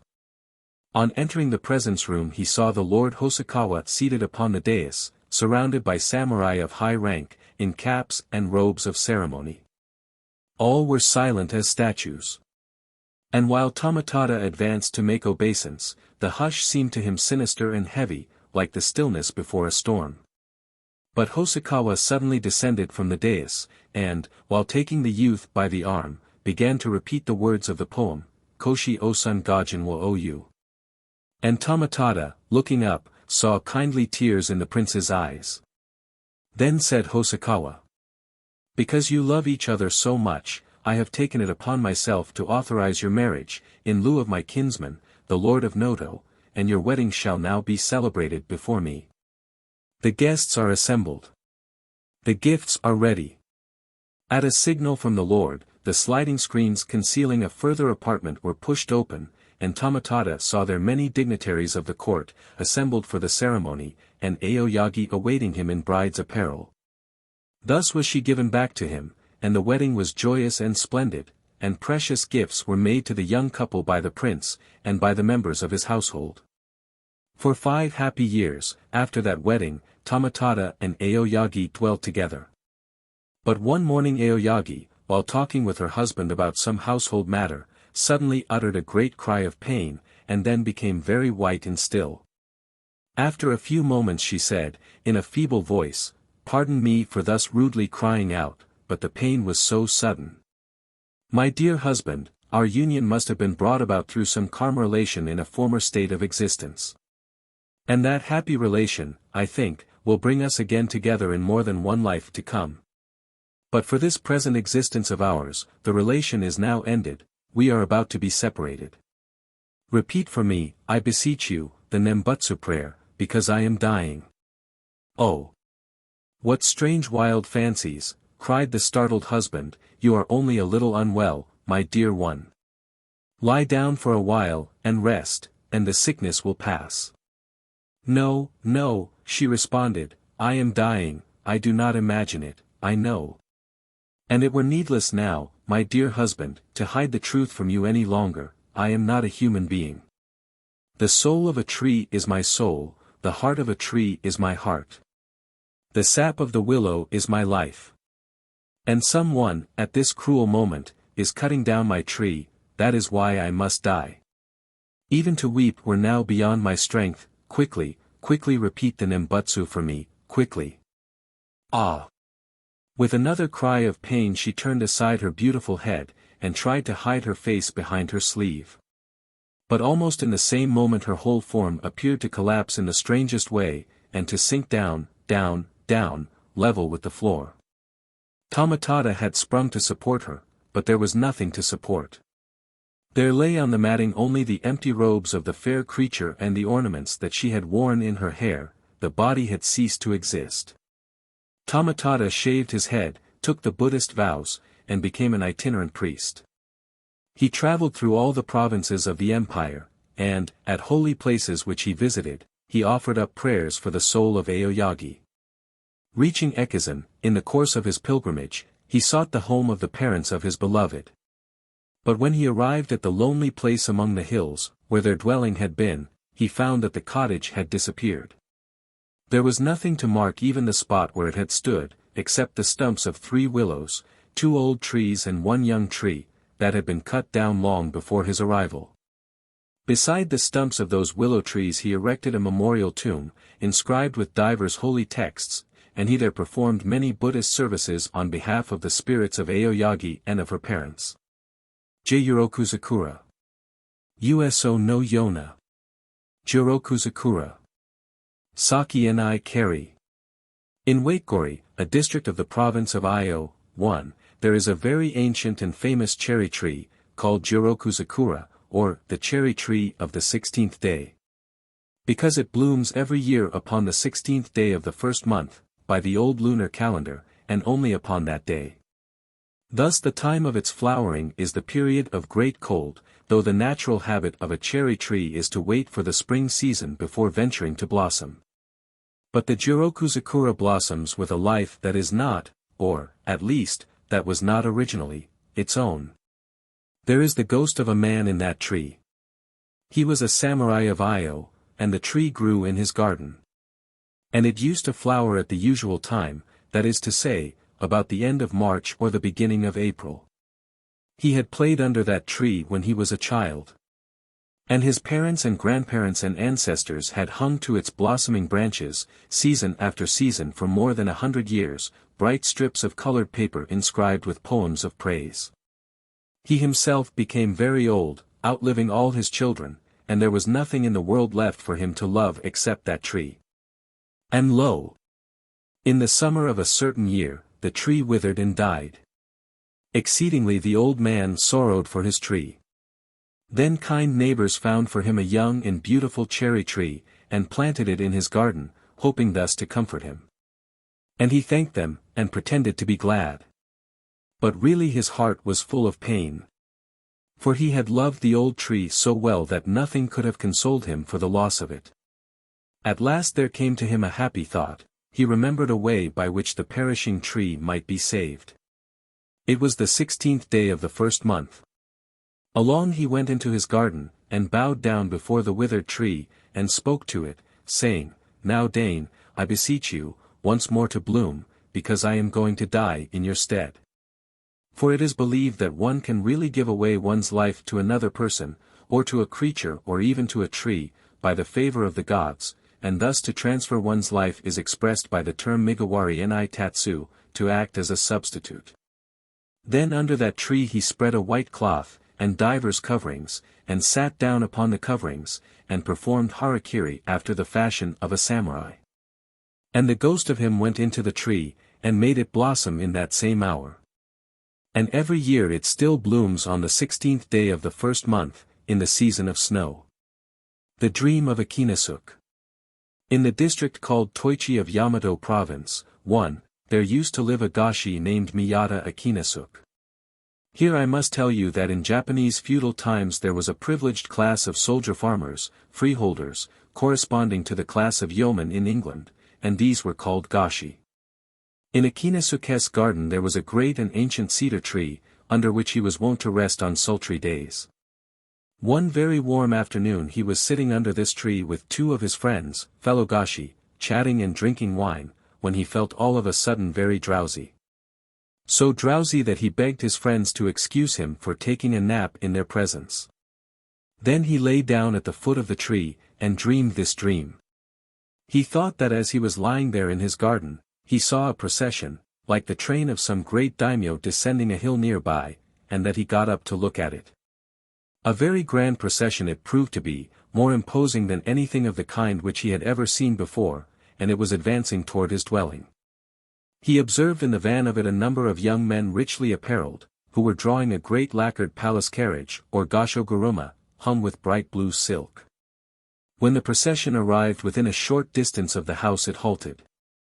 And a richly dressed man, evidently a person of rank, advanced from it, approached Akinasuk, bowed to him profoundly, and then said, "Honored sir, you see before you a karai, vassal, of the Kokuo of Tokoyo.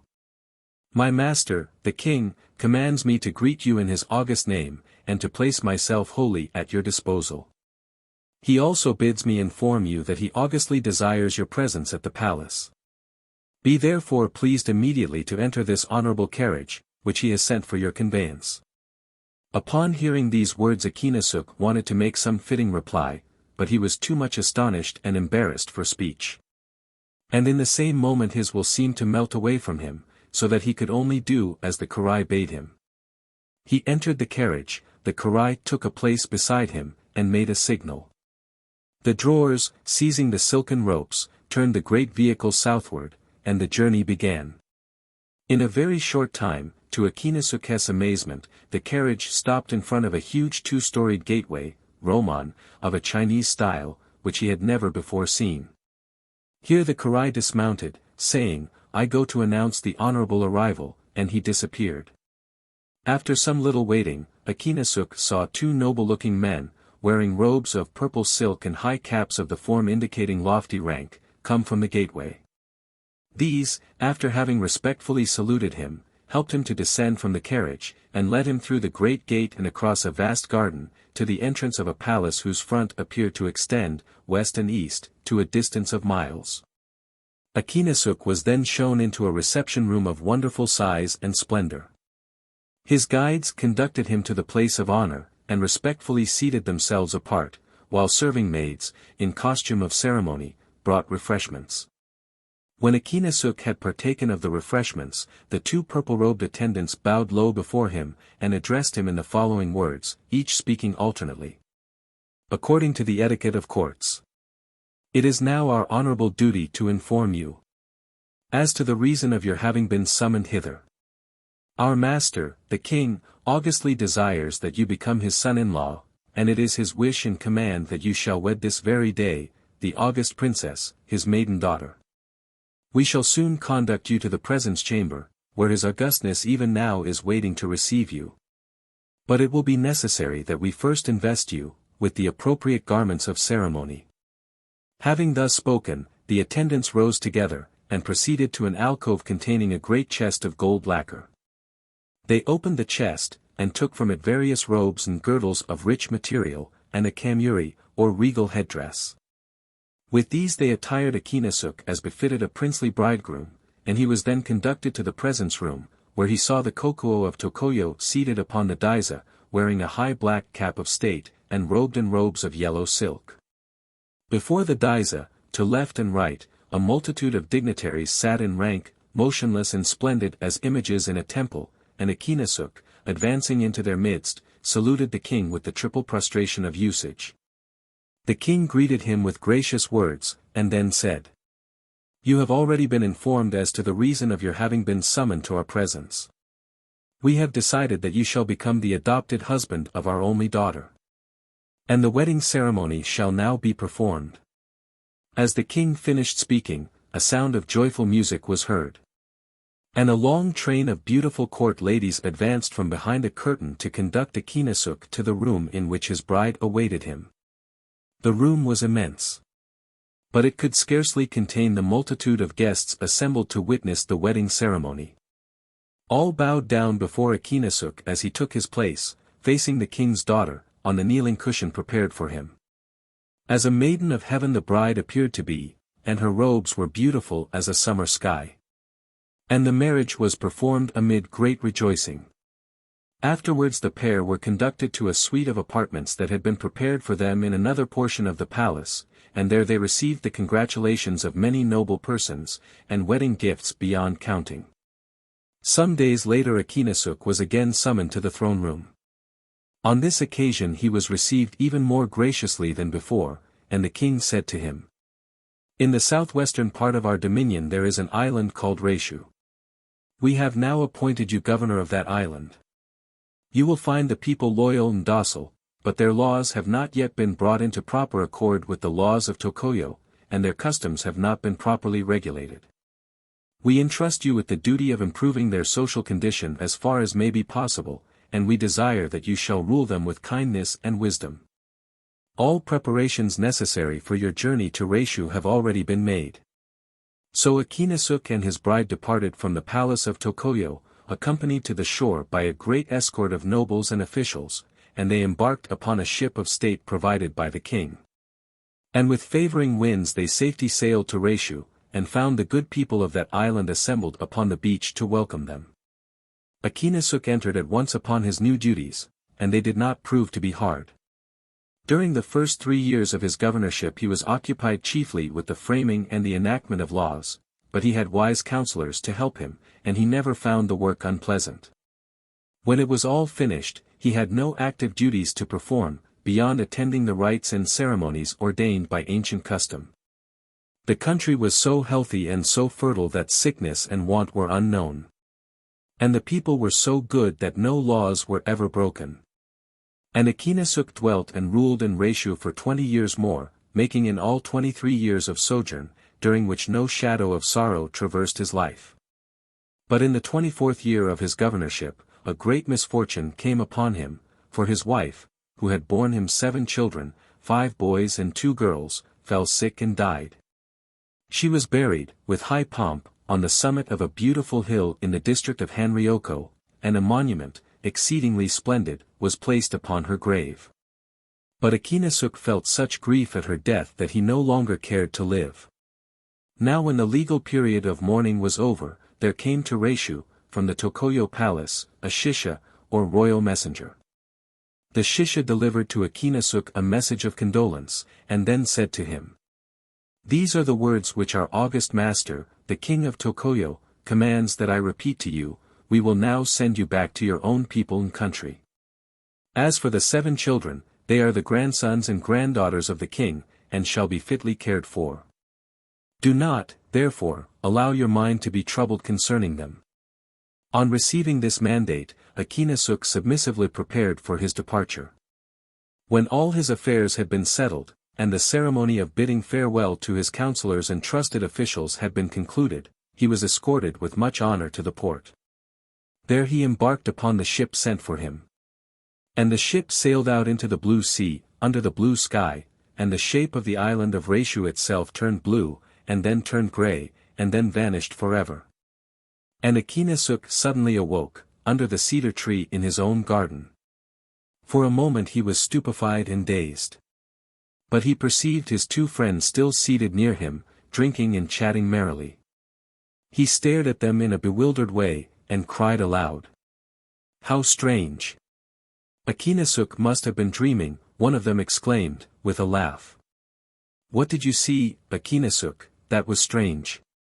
Then Akinasuk told his dream, that dream of 23 years' sojourn in the realm of Tokoyo, in the island of Reishu. And they were astonished, because he had really slept for no more than a few minutes. One gashi said, "Indeed, you saw strange things. We also saw something strange while you were napping. A little yellow butterfly was fluttering over your face for a moment or two, and we watched it.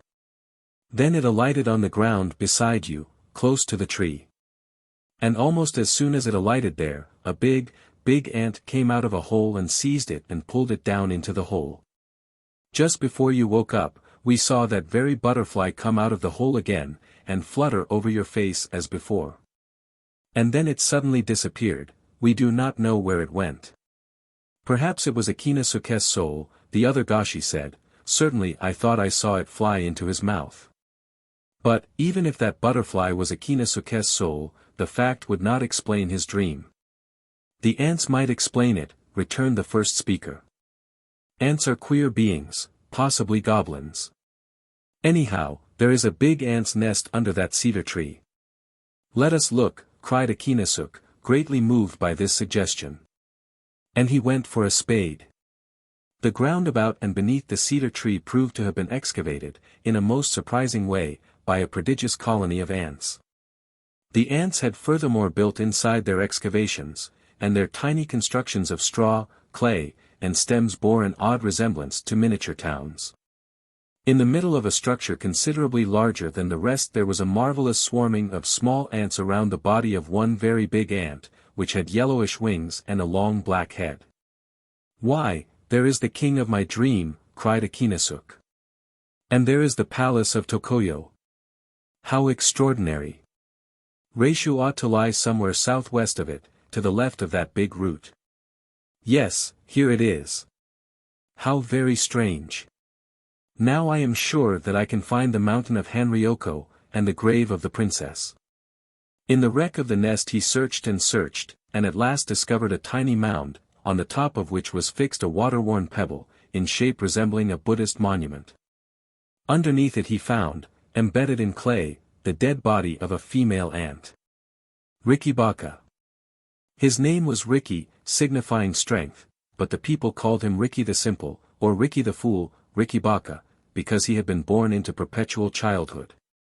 For the same reason they were kind to him, even when he set a house on fire by putting a lighted match to a mosquito curtain, and clapped his hands for joy to see the blaze. At 16 years he was a tall, strong lad. But in mind he remained always at the happy age of 2, and therefore continued to play with very small children. The bigger children of the neighborhood, from 4 to 7 years old, did not care to play with him, because he could not learn their songs and games. His favorite toy was a broomstick, which he used as a hobby horse. And for hours at a time he would ride on that broomstick, up and down the slope in front of my house, with amazing peals of laughter. But at last he became troublesome by reason of his noise. And I had to tell him that he must find another playground. He bowed submissively, and then went off, sorrowfully trailing his broomstick behind him. Gentle at all times, and perfectly harmless if allowed no chance to play with fire, he seldom gave anybody cause for complaint. His relation to the life of our street was scarcely more than that of a dog or a chicken. And when he finally disappeared, I did not miss him. Months and months passed by before anything happened to remind me of Riki. What has become of Riki? I then asked the old woodcutter who supplies our neighborhood with fuel. I remembered that Riki had often helped him to carry his bundles.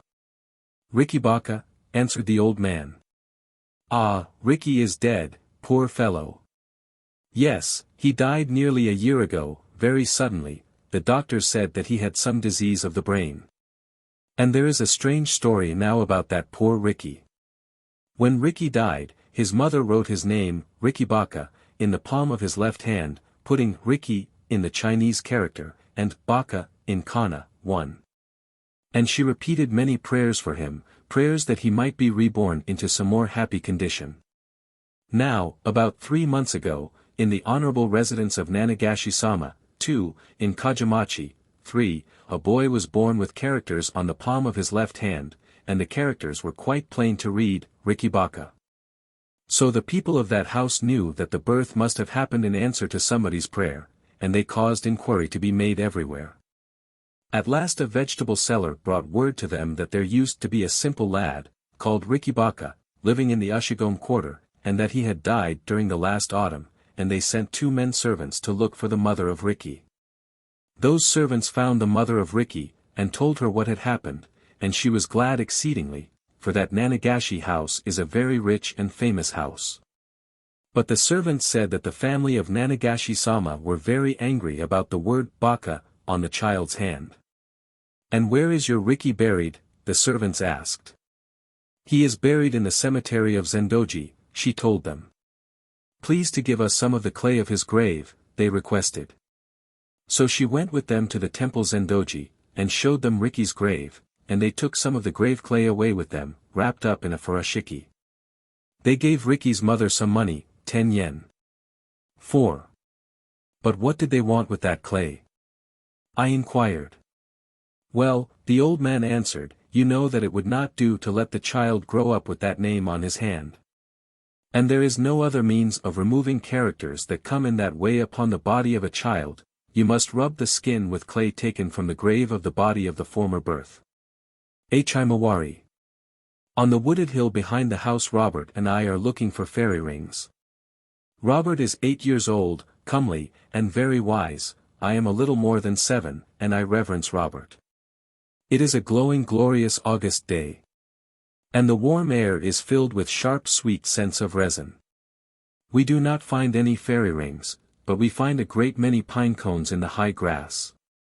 I tell Robert the old Welsh story of the man who went to sleep, unawares, inside a fairy ring, and so disappeared for 7 years, and would never eat or speak after his friends had delivered him from the enchantment.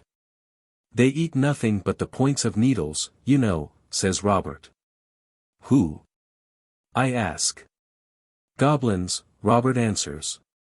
This revelation leaves me dumb with astonishment and awe. But Robert suddenly cries out. "There is a harper, he is coming to the house." And down the hill we run to hear the harper. But what a harper! Not like the hoary minstrels of the picture books. A swarthy, sturdy, unkempt vagabond, with black bold eyes under scowling black brows. More like a bricklayer than a bard, and his garments are corduroy. "Wonder if he is going to sing in Welsh," murmurs Robert. I feel too much disappointed to make any remarks. The harper poses his harp, a huge instrument, upon our doorstep, sets all the strong ringing with a sweep of his grimy fingers, clears his throat with a sort of angry growl, and begins. Believe me, if all those endearing young charms, which I gaze on so fondly today, the accent, the attitude, the voice, all fill me with repulsion unutterable, shock me with a new sensation of formidable vulgarity. I want to cry out loud, you have no right to sing that song. For I have heard it sung by the lips of the dearest and fairest being in my little world, and that this rude, coarse man should dare to sing it vexes me like a mockery, angers me like an insolence. But only for a moment. With the utterance of the syllables, today, that deep, grim voice suddenly breaks into a quivering tenderness indescribable. Then, marvelously changing, it mellows into tones sonorous and rich as the bass of a great organ, while a sensation unlike anything ever felt before takes me by the throat. What witchcraft has he learned? What secret has he found, this scowling man of the road? Oh! Is there anybody else in the whole world who can sing like that? And the form of the singer flickers and dims. And the house, and the lawn, and all visible shapes of things tremble and swim before me. Yet instinctively I fear that man, I almost hate him, and I feel myself flushing with anger and shame because of his power to move me thus. He made you cry, Robert compassionately observes, to my further confusion, as the harper strides away, richer by a gift of 6 pence taken without thanks. But I think he must be a gypsy. Gypsies are bad people, and they are wizards. Let us go back to the wood. We climb again to the pines, and there squat down upon the sun-flecked grass, and look over town and sea. But we do not play as before, the spell of the wizard is strong upon us both. Perhaps he is a goblin, I venture at last, or a fairy? No, says Robert, only a gypsy. But that is nearly as bad. They steal children, you know. What shall we do if he comes up here? I gasp, in sudden terror at the lonesomeness of our situation. Oh, he wouldn't dare, answers Robert, not by daylight, you know. Only yesterday, near the village of Takata, I noticed a flower which the Japanese call by nearly the same name as we do, himawari, the sunward turning. And over the space of 40 years there thrilled back to me the voice of that wandering harper. As the sunflower turns on her god, when he sets. The same look that she turned when he rose. Again I saw the sun-flecked shadows on that far Welsh hill, and Robert for a moment again stood beside me, with his girl's face and his curls of gold. We were looking for fairy rings. But all that existed of the real Robert must long ago have suffered a sea change into something rich and strange. Greater love hath no man than this, that a man lay down his life for his friend. HRI. Blue vision of depth lost in height, sea and sky interblending through luminous haze. The day is of spring, and the hour morning. Only sky and sea, one azure enormity. In the fore, ripples are catching a silvery light, and threads of foam are swirling. But a little further off no motion is visible, nor anything save color, dim warm blue of water widening away to melt into blue of air. Horizon there is none, only distance soaring into space, infinite concavity hollowing before you, and hugely arching above you, the color deepening with the height. But far in the midway blue there hangs a faint vision of palace towers, with high roofs horned and curved like moons, some shadowing of splendor strange and old, illumined by a sunshine soft as memory. What I have thus been trying to describe is a kakemono, that is to say, a Japanese painting on silk, suspended to the wall of my alcove, and the name of it is shinker, which signifies mirage. But the shapes of the mirage are unmistakable. Those are the glimmering portals of Horai the Blessed, and those are the moony roofs of the palace of the Dragon King. And the fashion of them, though limned by a Japanese brush of today, is the fashion of things Chinese, 2100 years ago. Thus much is told of the place in the Chinese books of that time. In Horai there is neither death nor pain. And there is no winter. The flowers in that place never fade, and the fruits never fail, and if a man taste of those fruits even but once, he can never again feel thirst or hunger. In Horai grow the enchanted plants Sorincher, and Rikugoawi, and Bankantu, which heal all manner of sickness, and there grows also the magical grass Yoshincher, that quickens the dead. And the magical grass is watered by a fairy water of which a single drink confers perpetual youth. The people of Horai eat their rice out of very, very small bowls. But the rice never diminishes within those bowls, however much of it be eaten, until the eater desires no more. And the people of Horai drink their wine out of very, very small cups. But no man can empty one of those cups, however stoutly he may drink, until there comes upon him the pleasant drowsiness of intoxication.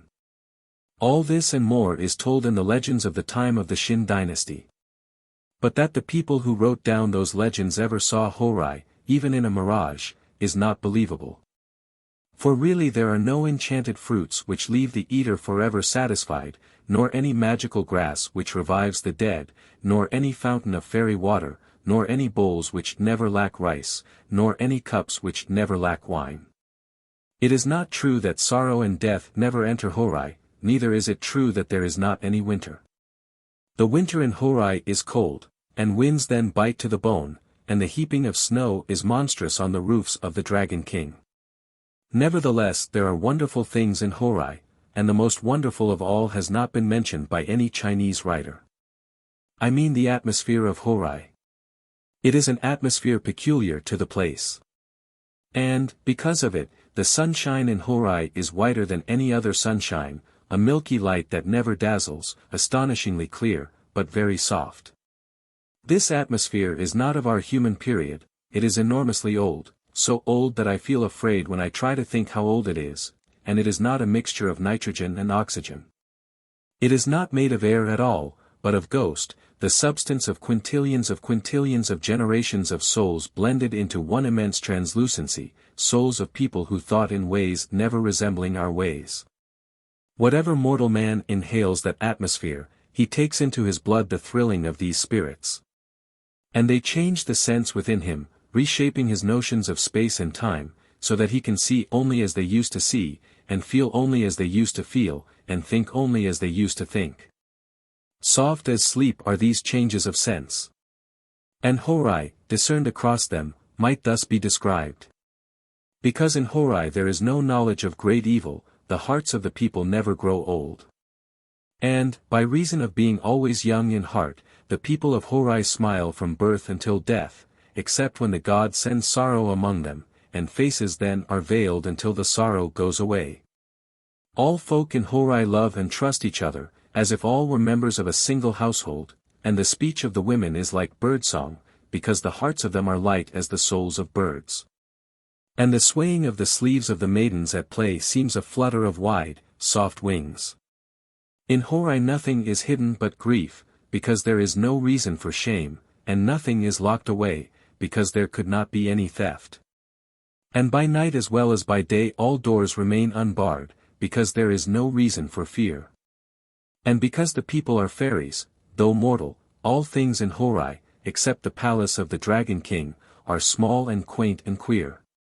And these fairy folk do really eat their rice out of very, very small bowls, and drink their wine out of very, very small cups. Much of this seeming would be due to the inhalation of that ghostly atmosphere, but not all. For the spell wrought by the dead is only the charm of an ideal, the glamour of an ancient hope, and something of that hope has found fulfillment in many hearts, in the simple beauty of unselfish lives, in the sweetness of woman.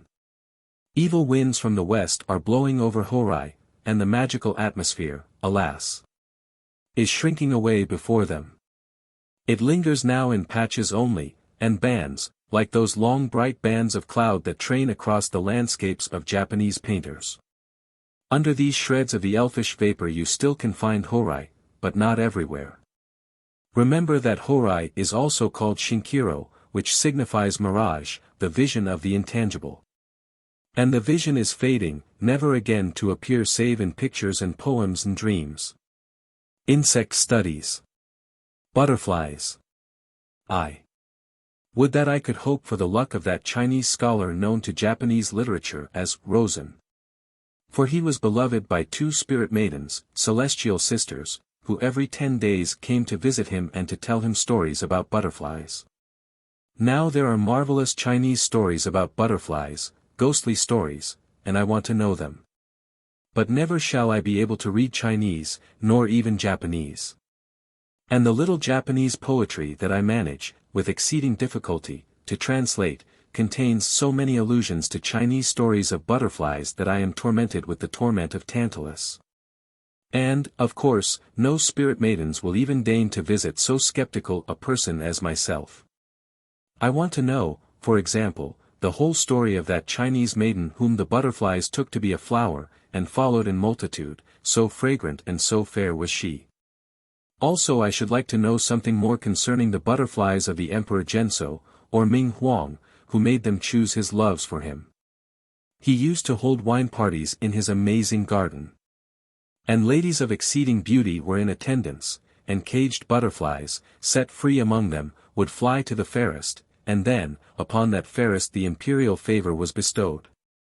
But after Zhenso Kodai had seen Yokihi, whom the Chinese call Yanquei Fei, he would not suffer the butterflies to choose for him, which was unlucky, as Yokihi got him into serious trouble. Again, I should like to know more about the experience of that Chinese scholar, celebrated in Japan under the name Sashu, who dreamed that he was a butterfly, and had all the sensations of a butterfly in that dream. For his spirit had really been wandering about in the shape of a butterfly, and, when he awoke, the memories and the feelings of butterfly existence remained so vivid in his mind that he could not act like a human being. Finally, I should like to know the text of a certain Chinese official recognition of sundry butterflies as the spirits of an emperor and of his attendants. Most of the Japanese literature about butterflies, excepting some poetry, appears to be of Chinese origin. And even that old national aesthetic feeling on the subject, which found such delightful expression in Japanese art and song and custom, may have been first developed under Chinese teaching. Chinese precedent doubtless explains why Japanese poets and painters chose so often for their gaimyo, or professional appellations, such names as komo, butterfly dream, icho, solitary butterfly, etc. And even to this day such gaimyo as kohana, butterfly blossom, chokichi, butterfly luck, or kanasuk, butterfly help, are affected by dancing girls. Besides artistic names having reference to butterflies, there are still in use real personal names, yabina, of this kind, such as kocho, or cho, meaning butterfly. They are borne by women only, as a rule, though there are some strange exceptions. And here I may mention that, in the province of Mutsu, there still exists the curious old custom of calling the youngest daughter in a family Takona, which quaint word, obsolete elsewhere, signifies in Mutsu dialect a butterfly. In classic time this word signified also a beautiful woman. It is possible also that some weird Japanese beliefs about butterflies are of Chinese derivation, but these beliefs might be older than China herself. The most interesting one, I think, is that the soul of a living person may wander about in the form of a butterfly. Some pretty fancies have been evolved out of this belief, such as the notion that if a butterfly enters your guest room and perches behind the bamboo screen, the person whom you most love is coming to see you. That a butterfly may be the spirit of somebody is not a reason for being afraid of it. Nevertheless, there are times when even butterflies can inspire fear by appearing in prodigious numbers, and Japanese history records such an event. When Terano Masakado was secretly preparing for his famous revolt, there appeared in Kyoto so vast a swarm of butterflies that the people were frightened, thinking the apparition to be a portent of coming evil. Perhaps those butterflies were supposed to be the spirits of the thousands doomed to perish in battle, and agitated on the eve of war by some mysterious premonition of death. However, in Japanese belief, a butterfly may be the soul of a dead person as well as of a living person. Indeed, it is a custom of souls to take butterfly shape in order to announce the fact of their final departure from the body. And for this reason any butterfly which enters a house ought to be kindly treated. To this belief, and to queer fancies connected with it, there are many allusions in popular drama. For example, there is a well-known play called Tondadaru Kocho no Kenzashi, or, The Flying Hairpin of Kocho. Kocho is a beautiful person who kills herself because of false accusations and cruel treatment. Her would-be avenger long seeks in vain for the author of the wrong. But at last the dead woman's hairpin turns into a butterfly, and serves as a guide to vengeance by hovering above the place where the villain is hiding. Of course those big paper butterflies, Ocho and Micho, which figure at weddings must not be thought of as having any ghostly signification. As emblems they only express the joy of living union, and the hope that the newly married couple may pass through life together as a pair of butterflies flit lightly through some pleasant garden, now hovering upward, now downward, but never widely separating. 2. A small selection of haiku, 1, on butterflies will help to illustrate Japanese interest in the aesthetic side of the subject. Some are pictures only, tiny color sketches made with 17 syllables. Some are nothing more than pretty fancies, or graceful suggestions, but the reader will find variety. Probably he will not care much for the verses in themselves. The taste for Japanese poetry of the epigrammatic sort is a taste that must be slowly acquired, and it is only by degrees, after patient study, that the possibilities of such composition can be fairly estimated. Hasty criticism has declared that to put forward any serious claim on behalf of 17-syllable poems would be absurd. But what, then, of Crashaw's famous line upon the miracle at the marriage feast in Cana? Nympha pudica deum vidit, eti arabuit. Only 14 syllables, and immortality. Now with 17 Japanese syllables things quite as wonderful, indeed, much more wonderful, have been done, not once or twice, but probably 1,000 times. However, there is nothing wonderful in the following haiku, which have been selected for more than literary reasons. Nugi kakuru. Haori sugata no. Kocho kana. Like a haori being taken off, that is the shape of a butterfly. Torisashi no. Sa no jama suru. Kocho kana. Ah, the butterfly keeps getting in the way of the birdcatcher's pole. Tsurage nenai. Tomarite namuru. Kocho kana. Perched upon the temple bell, the butterfly sleeps. Naruachiyamo. Asabuyumwaya. Kusa no cho. Even while sleeping, its dream is of play, ah, the butterfly of the grass. Oki, oki yo. Waga tomo ni sen. Narukocho. Wake up. Wake up. I will make thee my comrade, thou sleeping butterfly. Kago no torai. Cho wayurayamu. Metsuki kana. Ah, the sad expression in the eyes of that caged bird, envying the butterfly. Cho tanda. K's naki hai to mo. Miyazari ki. Even though it did not appear to be a windy day, the fluttering of the butterflies. Rakwa ida and I. Kiru to Mariba. Kocho kana. When I saw the fallen flower return to the branch, lo. It was only a butterfly. Karuhana and I. Karusa erasu. Kocho kana. How the butterfly strives to compete in lightness with the falling flowers. Chochoya. Ana no michi no. Ato yasaki. See that butterfly on the woman's path, now fluttering behind her, now before. Chochoya. Hananisabito wa. Tsukituku. Ha. The butterfly, it is following the person who stole the flowers. Aki no cho. Tomo ne karibaya. Hito en itsuku. Poor autumn butterfly, when left without a comrade, of its own race, it follows after man, or a person. Owarit mo. Isoganu fury no. Chocho kana. Ah, the butterfly. Even when chased, it never has the air of being in a hurry. Cho wa mina. Joshichihachi no. Sugata kana. As for butterflies, they all have the appearance of being about 17 or 18 years old. Cho tobuya. Kono yo no uremi. Naki yo ni. How the butterfly sports, just as if there were no enmity, or envy, in this world. Cho tobuya.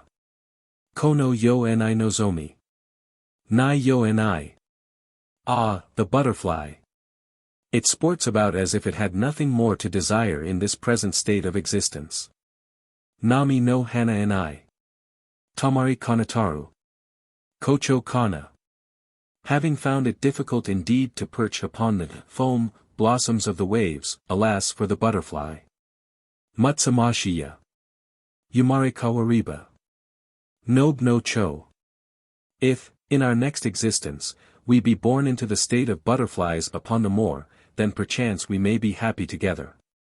Nadashiko ni. Chocho shiroshi. Ter no kan. On the pink flower there is a white butterfly, whose spirit, I wonder. Ichinichi no. Tsuma to mikuri. Cho futatsu.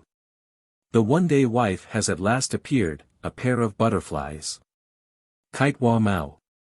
Futari shizuka no. Kocho kana. Approaching they dance, but when the two meet at last they are very quiet, the butterflies. Cho wo oyu. Kokoro machitashi. Itsuma demo. Would that I might always have the heart, desire, of chasing butterflies. Besides these specimens of poetry about butterflies, I have one queer example to offer of Japanese prose literature on the same topic. The original, of which I have attempted only a free translation, can be found in the curious old book Mushiisame, Insect Admonitions, and it assumes the form of a discourse to a butterfly. But it is really a didactic allegory, suggesting the moral significance of a social rise and fall. Now, under the sun of spring, the winds are gentle, and flowers pinkly bloom, and grasses are soft, and the hearts of people are glad. Butterflies everywhere flutter joyously, so many persons now compose Chinese verses and Japanese verses about butterflies. And this season, O butterfly, is indeed the season of your bright prosperity, so comely you now are that in the whole world there is nothing more comely. For that reason all other insects admire and envy you. There is not among them even one that does not envy you. Nor do insects alone regard you with envy, men also both envy and admire you. Sashu of China, in a dream, assumed your shape. Sakoku of Japan, after dying, took your form, and therein made ghostly apparition. Nor is the envy that you inspire shared only by insects and mankind, even things without soul change their form into yours. Witness the barley grass, which turns into a butterfly. And therefore you are lifted up with pride, and think to yourself, in all this world there is nothing superior to me. Ah! I can very well guess what is in your heart, you are too much satisfied with your own person. That is why you let yourself be blown thus lightly about by every wind. That is why you never remain still, always thinking, in the whole world there is no one so fortunate as I.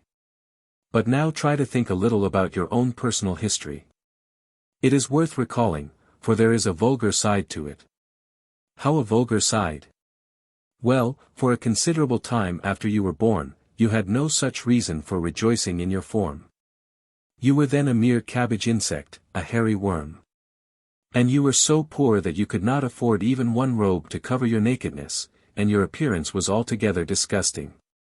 Everybody in those days hated the sight of you. Indeed you had good reason to be ashamed of yourself. And so ashamed you were that you collected old twigs and rubbish to hide in, and you made a hiding nest, and hung it to a branch, and then everybody cried out to you, raincoat insect. Minomushi. And during that period of your life, your sins were grievous. Among the tender green leaves of beautiful cherry trees you and your fellows assembled, and there made ugliness extraordinary. And the expectant eyes of the people, who came from far away to admire the beauty of those cherry trees, were hurt by the sight of you. And of things even more hateful than this you were guilty.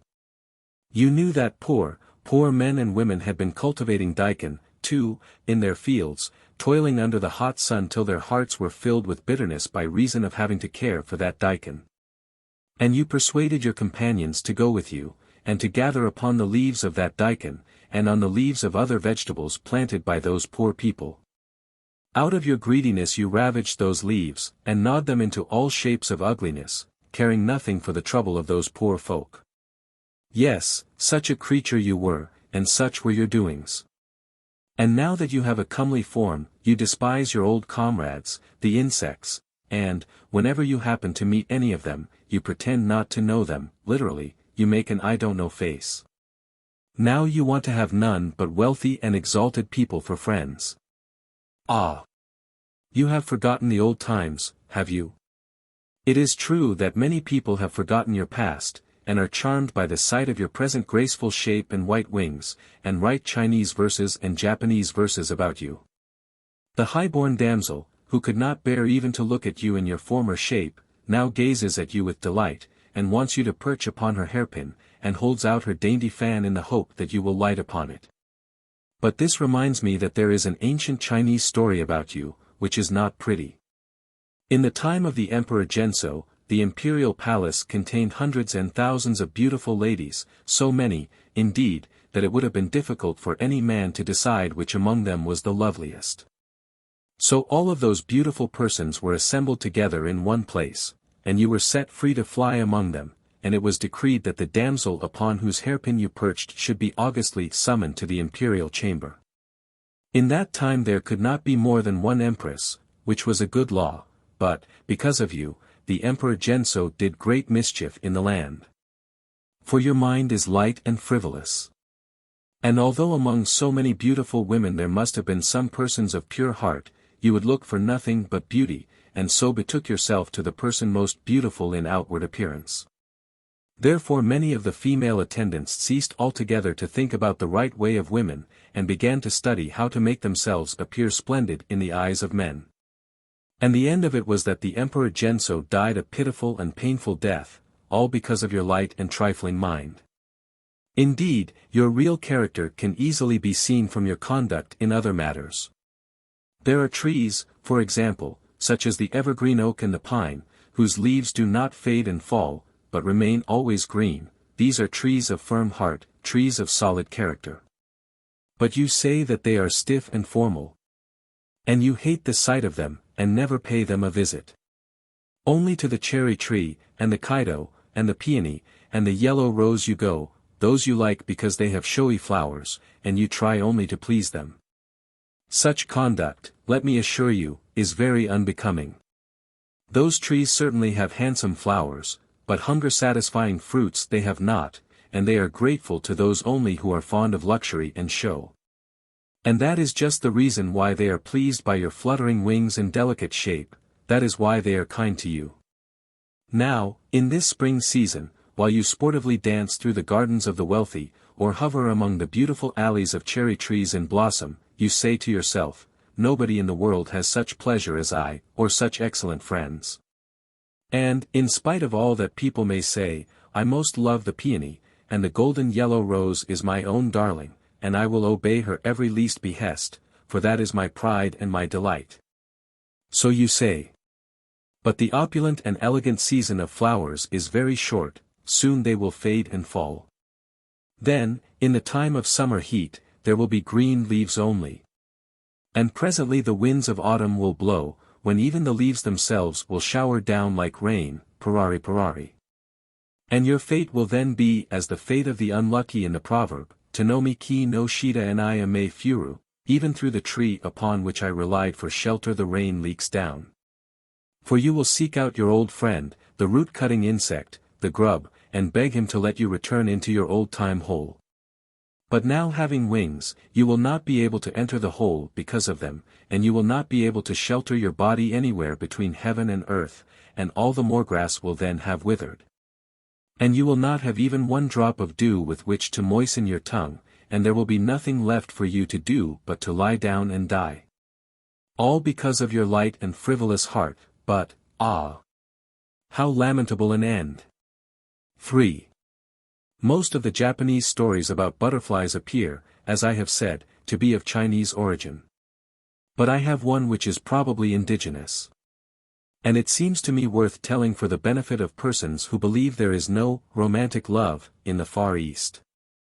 Behind the cemetery of the Temple of Sozanji, in the suburbs of the capital, there long stood a solitary cottage, occupied by an old man named Takahama.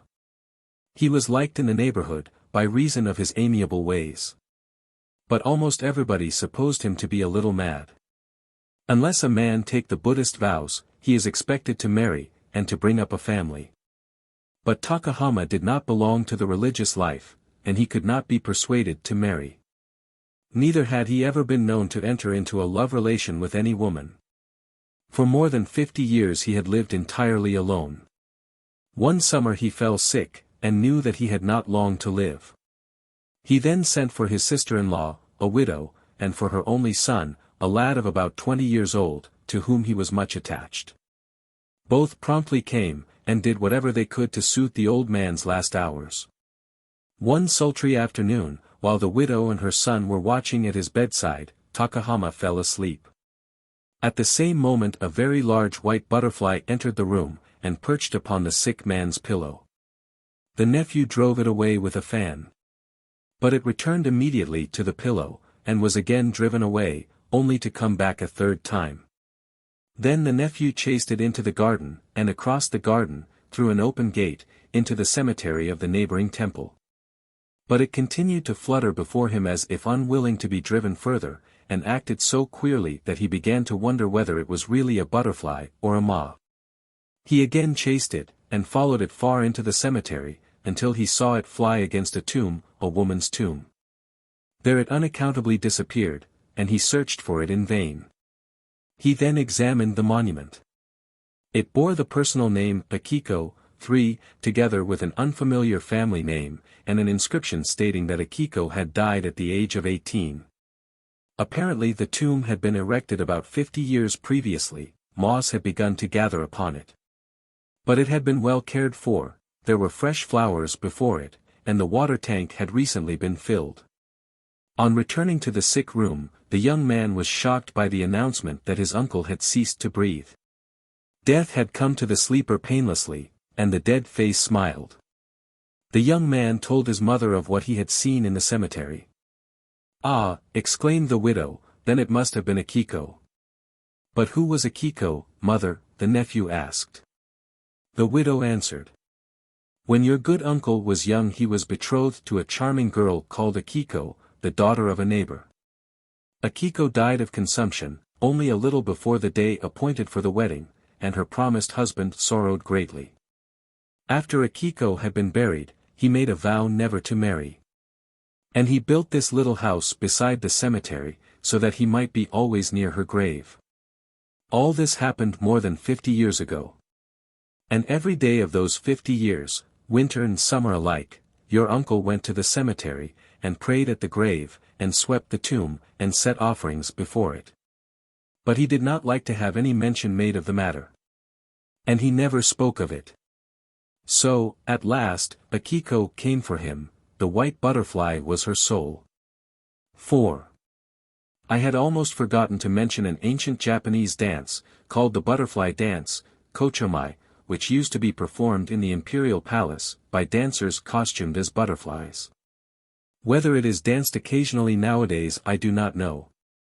It is said to be very difficult to learn. 6 dancers are required for the proper performance of it. And they must move in particular figures, obeying traditional rules for every step, pose, or gesture, and circling about each other very slowly to the sound of hand drums and great drums, small flutes and great flutes. And pandine pipes of a form unknown to Western Pan. Butterfly dance. Mosquitoes. With a view to self-protection I have been reading Dr. Howard's book, Mosquitoes. I am persecuted by mosquitoes.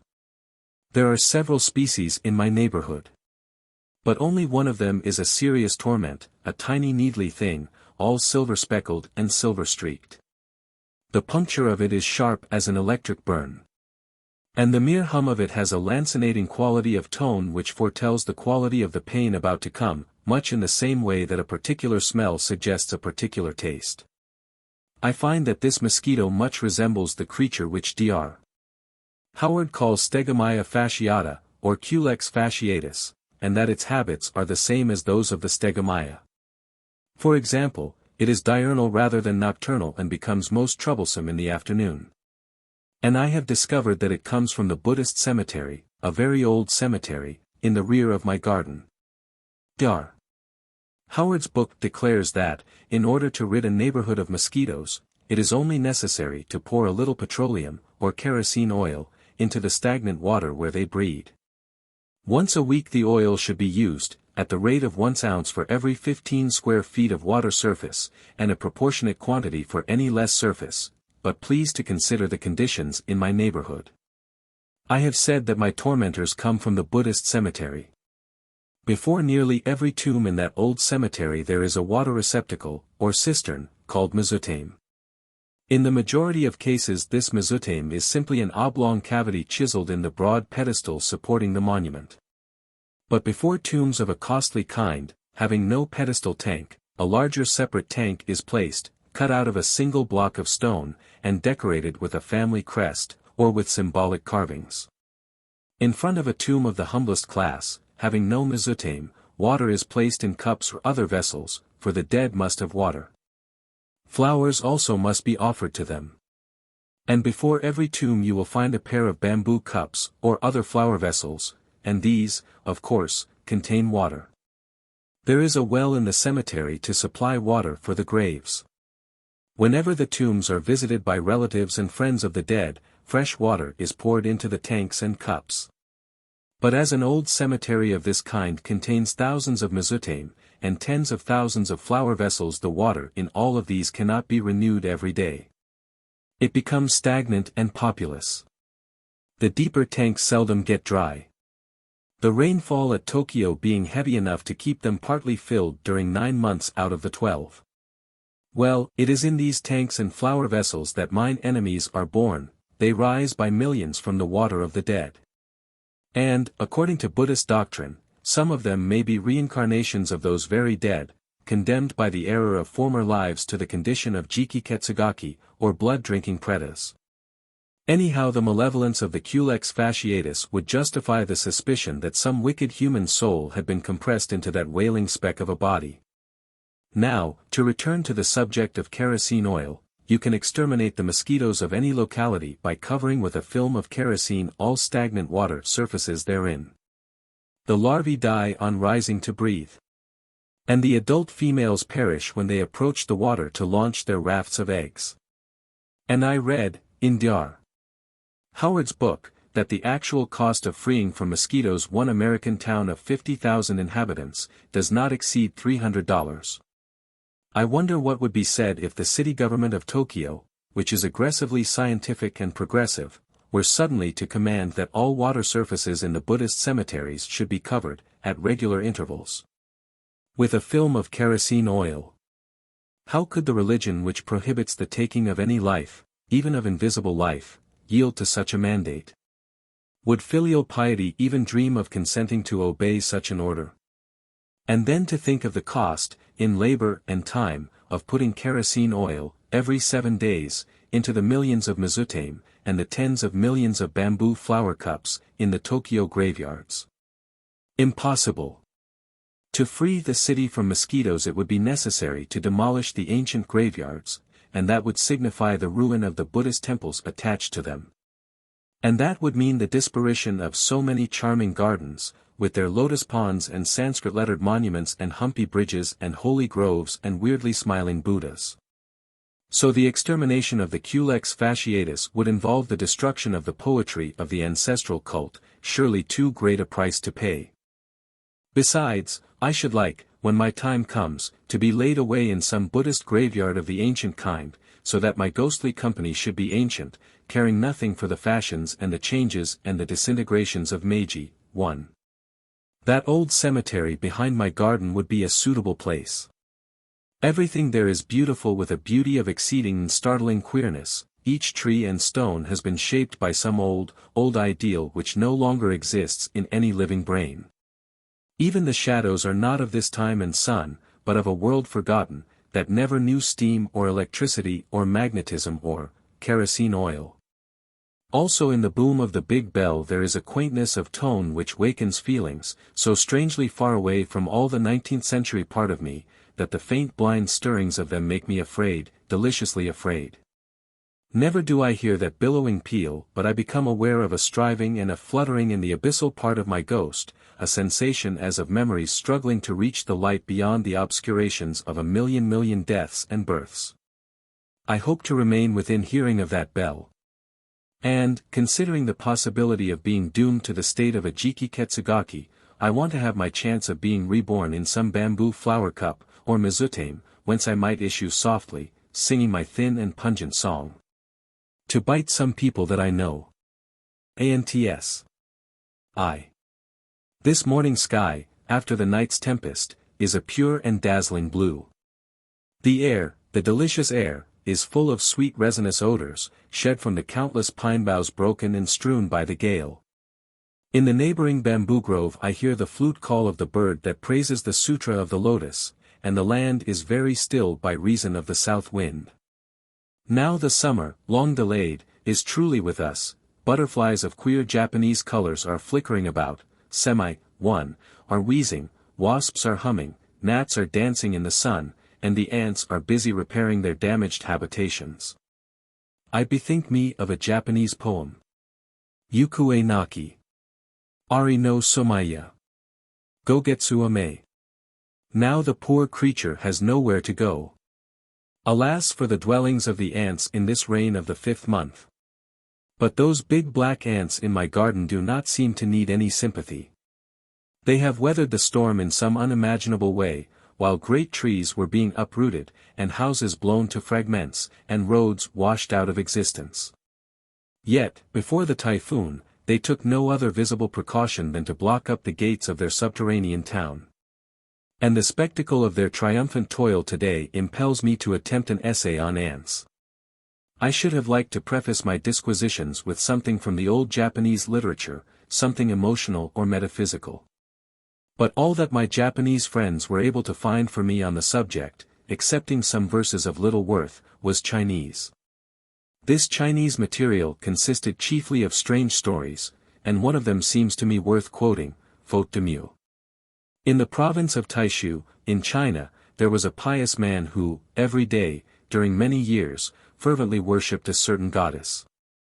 One morning, while he was engaged in his devotions, a beautiful woman, wearing a yellow robe, came into his chamber and stood before him. He, greatly surprised, asked her what she wanted, and why she had entered unannounced.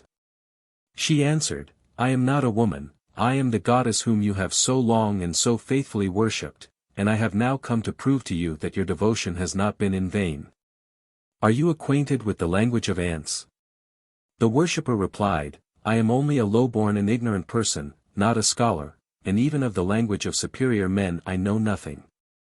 At these words the goddess smiled, and drew from her bosom a little box, shaped like an incense box.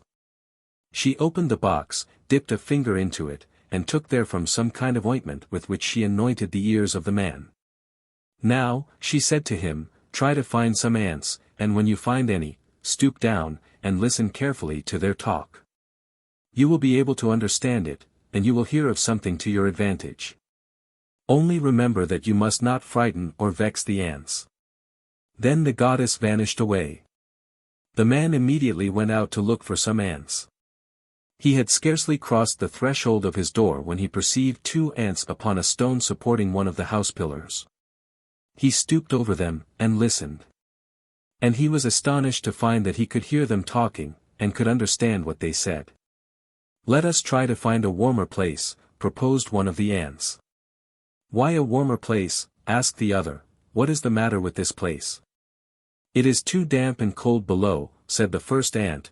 "There is a big treasure buried here, and the sunshine cannot warm the ground about it."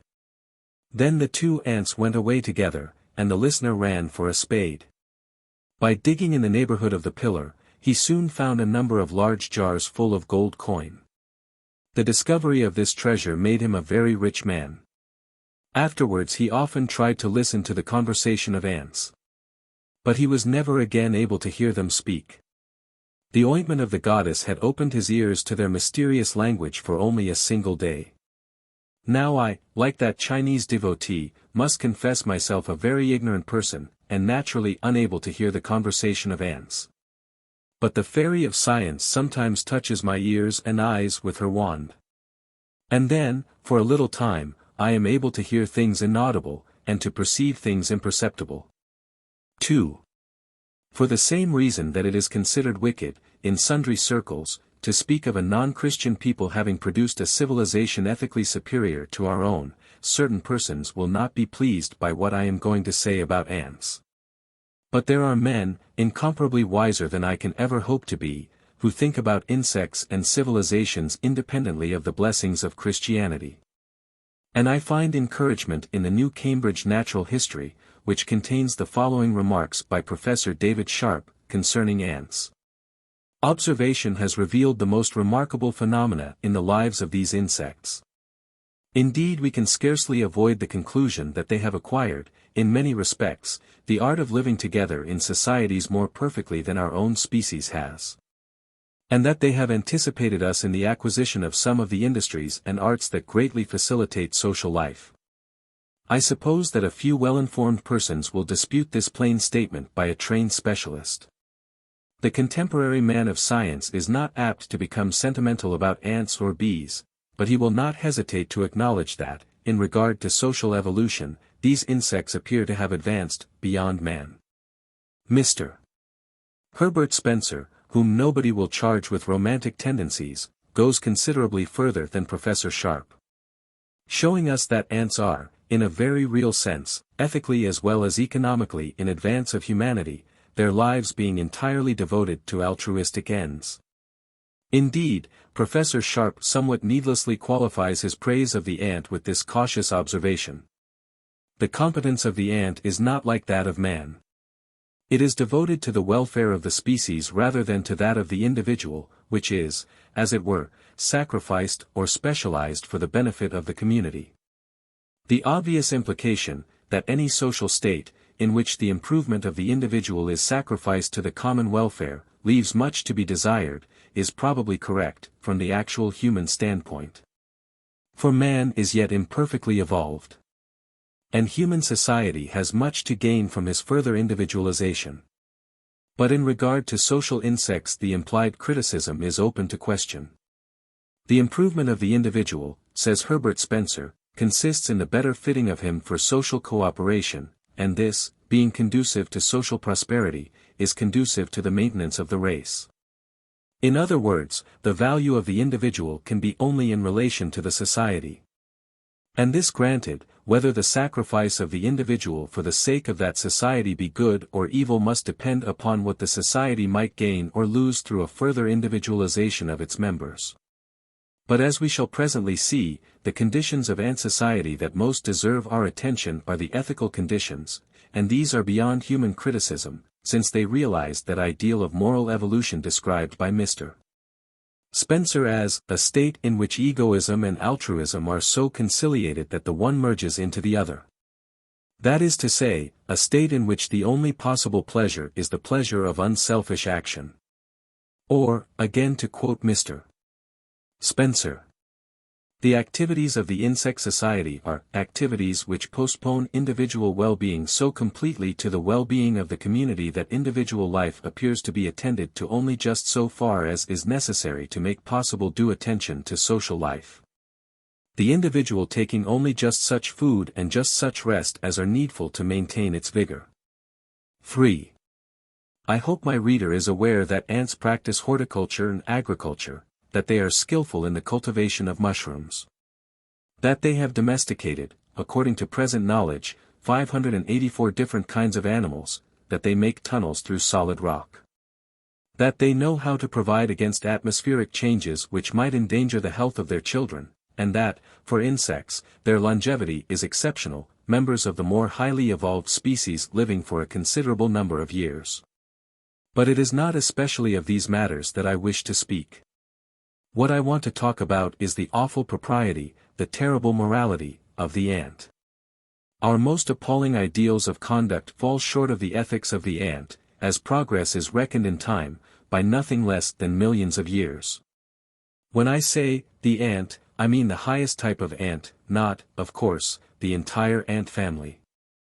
About 2,000 species of ants are already known, and these exhibit, in their social organizations, widely varying degrees of evolution. Certain social phenomena of the greatest biological importance, and of no less importance in their strange relation to the subject of ethics, can be studied to advantage only in the existence of the most highly evolved societies of ants. After all that has been written of late years about the probable value of relative experience in the long life of the ant, I suppose that few persons would venture to deny individual character to the ant. The intelligence of the little creature in meeting and overcoming difficulties of a totally new kind, and in adapting itself to conditions entirely foreign to its experience, proves a considerable power of independent thinking. But this at least is certain, that the ant has no individuality capable of being exercised in a purely selfish direction. I am using the word selfish in its ordinary acceptation. A greedy ant, a sensual ant, an ant capable of any one of the 7 deadly sins, or even of a small venial sin, is unimaginable. Equally unimaginable, of course, a romantic ant, an ideological ant, a poetical ant, or an ant inclined to metaphysical speculations. No human mind could attain to the absolute matter-of-fact quality of the ant mind. No human being, as now constituted, could cultivate a mental habit so impeccably practical as that of the ant. But this superlatively practical mind is incapable of moral error. It would be difficult, perhaps, to prove that the ant has no religious ideas. But it is certain that such ideas could not be of any use to it. The being incapable of moral weakness is beyond the need of spiritual guidance. Only in a vague way can we conceive the character of ant society, and the nature of ant morality, and to do even this we must try to imagine some yet impossible state of human society and human morals. Let us, then, imagine a world full of people incessantly and furiously working, all of whom seem to be women. No one of these women could be persuaded or deluded into taking a single atom of food more than is needful to maintain her strength. And no one of them ever sleeps a second longer than is necessary to keep her nervous system in good working order. And all of them are so peculiarly constituted that the least unnecessary indulgence would result in some derangement of function. The work daily performed by these female laborers comprises road making, bridge building, timber cutting, architectural construction of numberless kinds, horticulture and agriculture. The feeding and sheltering of 100 varieties of domestic animals, the manufacture of sundry chemical products, the storage and conservation of countless foodstuffs, and the care of the children of the race. All this labor is done for the Commonwealth, no citizen of which is capable even of thinking about property, except as a residential publica, and the sole object of the Commonwealth is the nurture and training of its young, nearly all of whom are girls. The period of infancy is long. The children remain for a great while, not only helpless, but shapeless, and withal so delicate that they must be very carefully guarded against the least change of temperature. Fortunately their nurses understand the laws of health, each thoroughly knows all that she ought to know in regard to ventilation, disinfection, drainage, moisture, and the danger of germs being as visible, perhaps, to her myopic sight as they become to our own eyes under the microscope. Indeed, all matters of hygiene are so well comprehended that no nurse ever makes a mistake about the sanitary conditions of her neighborhood. In spite of this perpetual labor no worker remains unkempt, each is scrupulously neat, making her toilet many times a day. But as every worker is born with the most beautiful of combs and brushes attached to her wrists, no time is wasted in the toilet room. Besides keeping themselves strictly clean, the workers must also keep their houses and gardens in faultless order, for the sake of the children. Nothing less than an earthquake, an eruption, an inundation, or a desperate war, is allowed to interrupt the daily routine of dusting, sweeping, scrubbing, and disinfecting. 4. Now for stranger facts. This world of incessant toil is a more than vestal world. It is true that males can sometimes be perceived in it. But they appear only at particular seasons, and they have nothing whatever to do with the workers or with the work. None of them would presume to address a worker, except, perhaps, under extraordinary circumstances of common peril.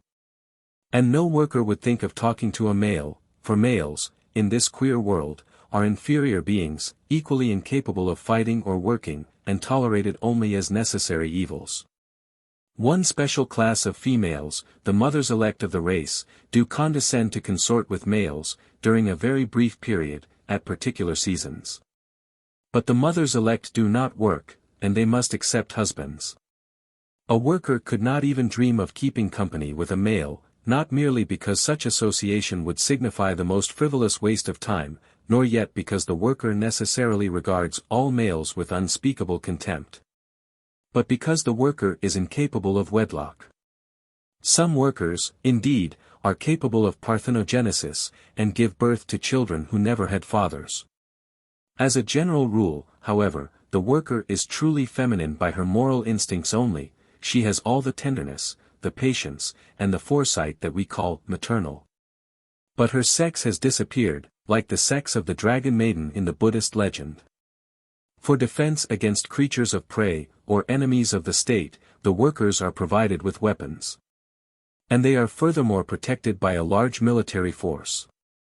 The warriors are so much bigger than the workers, in some communities, at least, that it is difficult, at first sight, to believe them of the same race.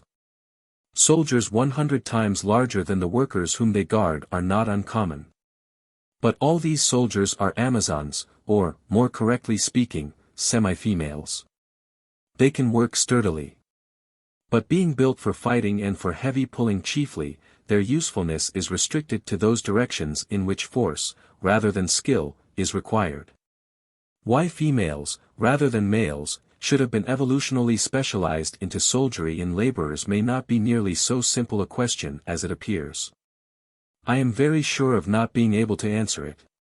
But natural economy may have decided the matter. In many forms of life, the female greatly exceeds the male in bulk and in energy. Perhaps, in this case, the larger reserve of life force possessed originally by the complete female could be more rapidly and effectively utilized for the development of a special fighting caste. All energies which, in the fertile female, would be expended in the giving of life seem here to have been diverted to the evolution of aggressive power, or working capacity. Of the true females, the mothers elect, there are very few indeed. And these are treated like queens. So constantly and so reverentially are they waited upon that they can seldom have any wishes to express. They are relieved from every care of existence, except the duty of bearing offspring. Night and day they are cared for in every possible manner. They alone are superabundantly and richly fed, for the sake of the offspring they must eat and drink and repose right royally. And their physiological specialization allows of such indulgence ad libitum. They seldom go out, and never unless attended by a powerful escort, as they cannot be permitted to incur unnecessary fatigue or danger. Probably they have no great desire to go out. Around them revolves the whole activity of the race, all its intelligence and toil and thrift are directed solely toward the well-being of these mothers and of their children. But last and least of the race rank the husbands of these mothers, the necessary evils, the males. They appear only at a particular season, as I have already observed, and their lives are very short. Some cannot even boast of noble descent, though destined to royal wedlock, for they are not royal offspring, but virgin-born, parthenogenetic children, and, for that reason especially, inferior beings, the chance results of some mysterious atavism. But of any sort of males the Commonwealth tolerates but few, barely enough to serve as husbands for the mothers elect, and these few perish almost as soon as their duty has been done. The meaning of nature's law, in this extraordinary world, is identical with Ruskin's teaching that life without effort is crime, and since the males are useless as workers or fighters, their existence is of only momentary importance.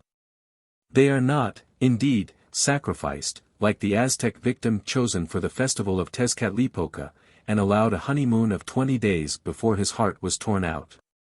But they are scarcely less unfortunate in their high fortune.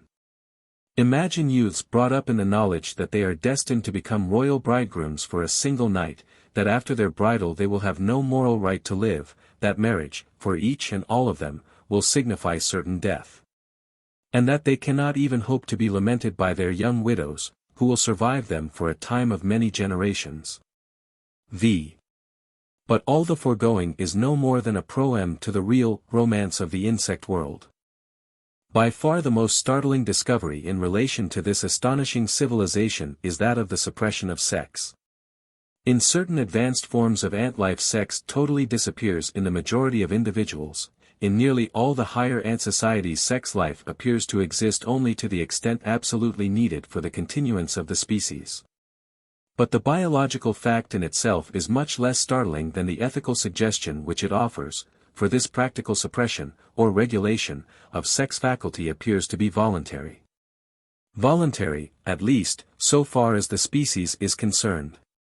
It is now believed that these wonderful creatures have learned how to develop, or to arrest the development, of sex in their young, by some particular mode of nutrition.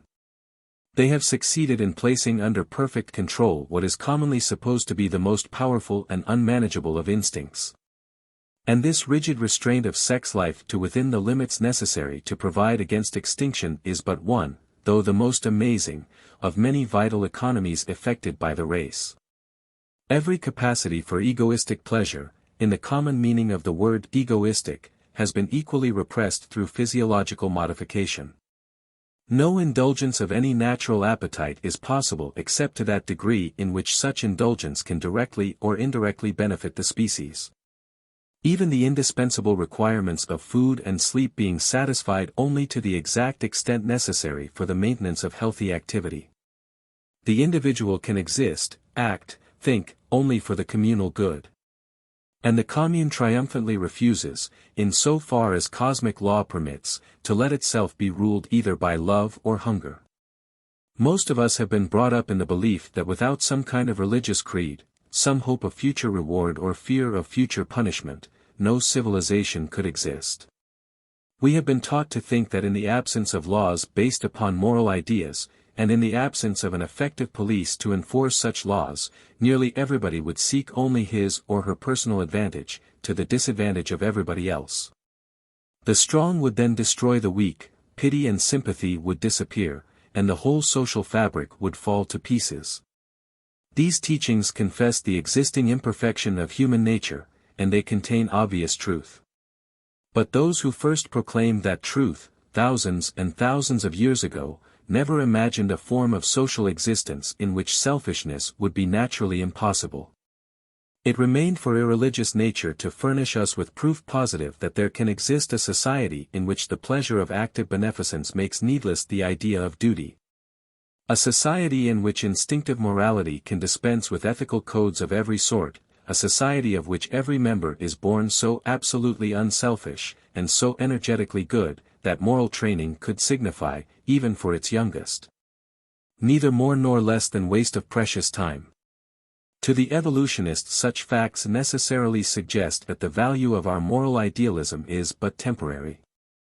And that something better than virtue, better than kindness, better than self-denial, in the present human meaning of those terms, might, under certain conditions, eventually replace them. He finds himself obliged to face the question whether a world without moral notions might not be morally better than a world in which conduct is regulated by such notions. He must even ask himself whether the existence of religious commandments, moral laws, and ethical standards among ourselves does not prove us still in a very primitive stage of social evolution. And these questions naturally lead up to another: will humanity ever be able, on this planet, to reach an ethical condition beyond all its ideals, a condition in which everything that we now call evil will have been atrophied out of existence, and everything that we call virtue have been transmuted into instinct? A state of altruism in which ethical concepts and codes will have become as useless as they would be, even now, in the societies of the higher ants. The giants of modern thought have given some attention to this question. And the greatest among them has answered it, partly in the affirmative. Herbert Spencer has expressed his belief that humanity will arrive at some state of civilization ethically comparable with that of the ant. If we have, in lower orders of creatures, cases in which the nature is constitutionally so modified that altruistic activities have become one with egoistic activities, there is an irresistible implication that a parallel identification will, under parallel conditions, take place among human beings. Social insects furnish us with instances completely to the point, and instances showing us, indeed, to what a marvelous degree the life of the individual may be absorbed in subserving the lives of other individuals. Neither the ant nor the bee can be supposed to have a sense of duty, in the acceptation we give to that word, nor can it be supposed that it is continually undergoing self-sacrifice, in the ordinary acceptation of that word. The facts show us that it is within the possibilities of organization to produce a nature which shall be just as energetic in the pursuit of altruistic ends, as is in other cases shown in the pursuit of egoistic ends. And they show that, in such cases, these altruistic ends are pursued in pursuing ends which, on their other face, are egoistic. For the satisfaction of the needs of the organization, these actions, conducive to the welfare of others, must be carried on. So far from its being true that there must go on, throughout all the future, a condition in which self-regard is to be continually subjected by the regard for others, it will, contrariwise, be the case that a regard for others will eventually become so large a source of pleasure as to overgrow the pleasure which is derivable from direct egoistic gratification. Eventually, then, there will come also a state in which egoism and altruism are so conciliated that the one merges in the other. 6. Of course, the foregoing prediction does not imply that human nature will ever undergo such physiological change as would be represented by structural specializations comparable to those by which the various castes of insect societies are differentiated. We are not bidden to imagine a future state of humanity in which the active majority would consist of semi-female workers and Amazons toiling for an inactive minority of selected mothers. Even in his chapter, Human Population in the Future, Mr. Spencer has attempted no detailed statement of the physical modifications inevitable to the production of higher moral types, though his general statement in regard to a perfected nervous system, and a great diminution of human fertility, suggests that such moral evolution would signify a very considerable amount of physical change. If it be legitimate to believe in a future humanity to which the pleasure of mutual beneficence will represent the whole joy of life, would it not also be legitimate to imagine other transformations, physical and moral, which the facts of insect biology have proved to be within the range of evolutional possibility? I do not know. I most worshipfully reverence Herbert Spencer as the greatest philosopher who has yet appeared in this world. And I should be very sorry to write down anything contrary to his teaching, in such wise that the reader could imagine it to have been inspired by synthetic philosophy. For the ensuing reflections, I alone am responsible. And if I err, let the sin be upon my own head. I suppose that the moral transformations predicted by Mr. Spencer could be effected only with the aid of physiological change, and at a terrible cost. Those ethical conditions manifested by insect societies can have been reached only through effort desperately sustained for millions of years against the most atrocious necessities. Necessities equally merciless may have to be met and mastered eventually by the human race. Mr. Spencer has shown that the time of the greatest possible human suffering is yet to come, and that it will be concomitant with the period of the greatest possible pressure of population. Among other results of that long stress, I understand that there will be a vast increase in human intelligence and sympathy, and that this increase of intelligence will be effected at the cost of human fertility. But this decline in reproductive power will not, we are told, be sufficient to assure the very highest of social conditions. It will only relieve that pressure of population which has been the main cause of human suffering. The state of perfect social equilibrium will be approached, but never quite reached, by mankind. Unless there be discovered some means of solving economic problems, just as social insects have solved them, by the suppression of sex life. Supposing that such a discovery were made, and that the human race should decide to arrest the development of sex in the majority of its young, so as to effect a transference of those forces now demanded by sex life to the development of higher activities, might not the result be an eventual state of polymorphism, like that of ants?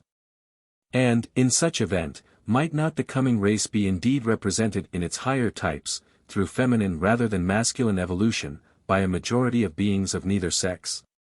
Considering how many persons, even now, through merely unselfish, not to speak of religious, motives, sentence themselves to celibacy, it should not appear improbable that a more highly evolved humanity would cheerfully sacrifice a large proportion of its sex life for the common weal, particularly in view of certain advantages to be gained.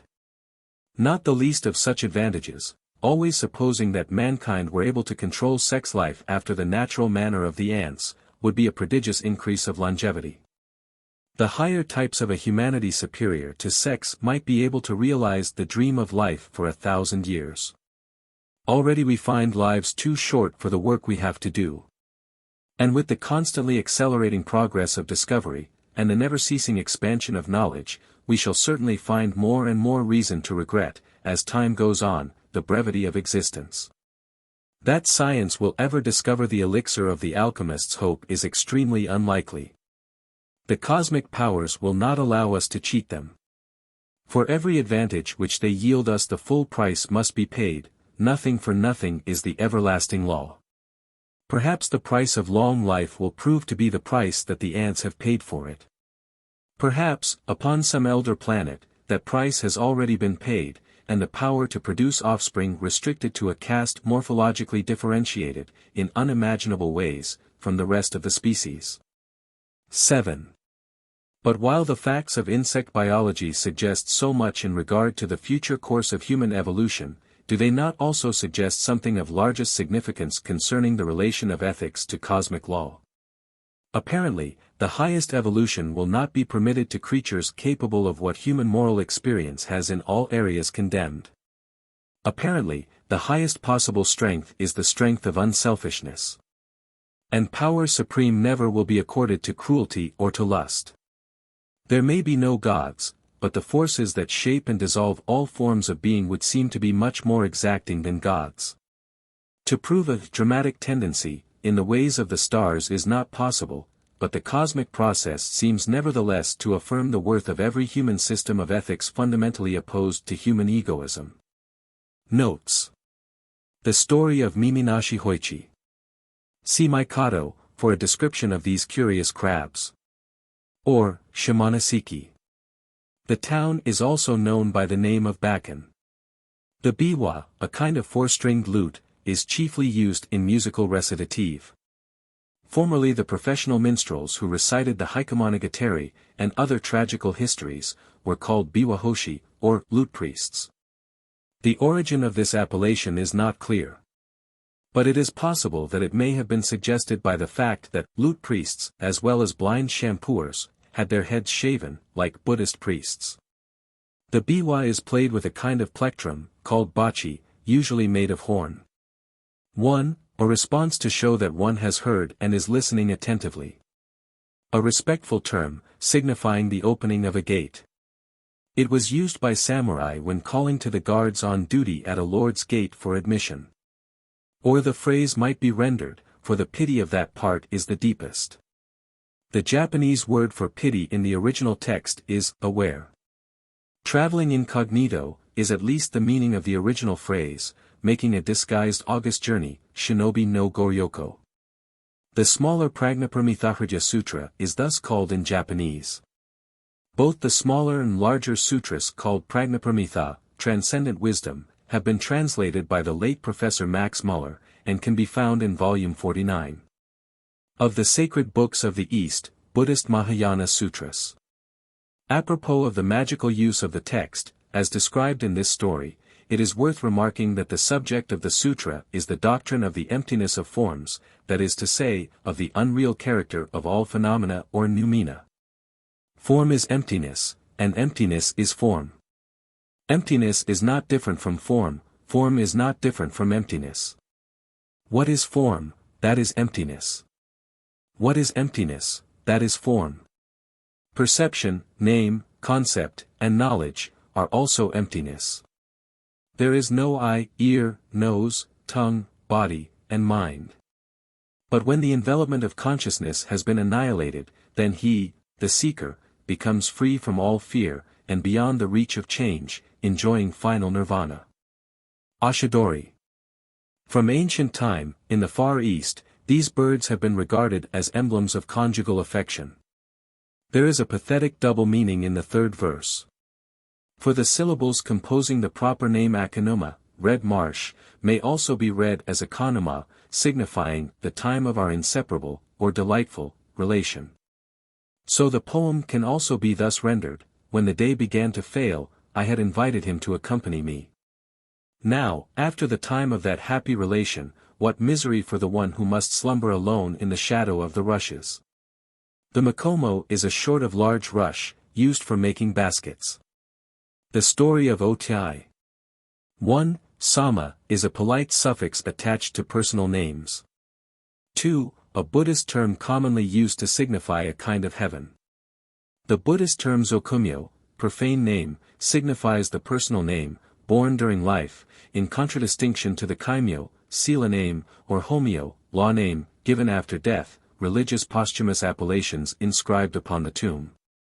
And upon the mortuary tablet in the parish temple.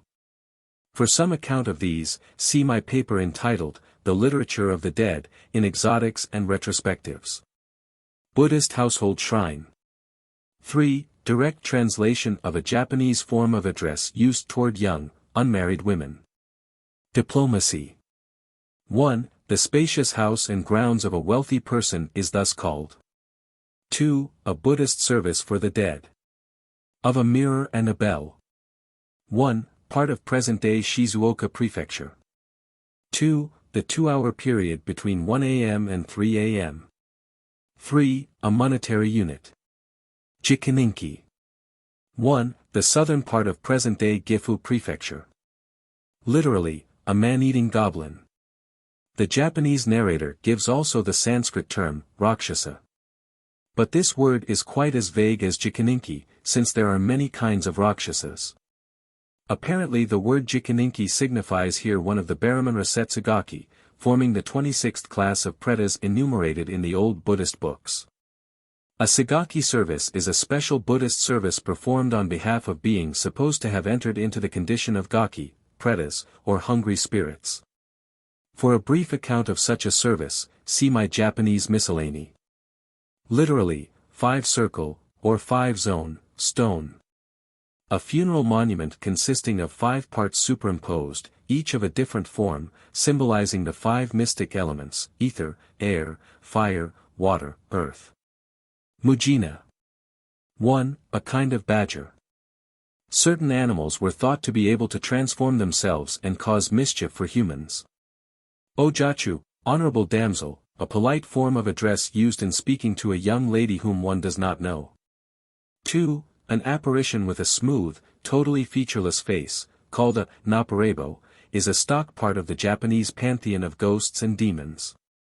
Soba is a preparation of buckwheat, somewhat resembling vermicelli. 3. An exclamation of annoyed alarm. 4. Well. Rokuro Kubi. The period of Aikyo lasted from 1429 to 1441. The upper robe of a Buddhist priest is thus called. 1. Present-day Yamanashi Prefecture. 2. A term for itinerant priests. A sort of little fireplace, contrived in the floor of a room, is thus described. The aro is usually a square shallow cavity, lined with metal and half filled with ashes, in which charcoal is lighted. 3. Direct translation of Suzumushi, a kind of cricket with a distinctive chirp like a tiny bell, whence the name. 4. Now a Rokuro Kubi is ordinarily conceived as a goblin whose neck stretches out to great lengths, but which nevertheless always remains attached to its body. 5. A Chinese collection of stories on the supernatural. A present made to friends or to the household on returning from a journey is thus called. Ordinarily, of course, the miege consists of something produced in the locality to which the journey has been made. This is the point of Querio's jest. 6. Present-day Nagano Prefecture. A dead secret. 1. On the present-day map, Tamba corresponds roughly to the central area of Kyoto Prefecture and part of Hyogo Prefecture.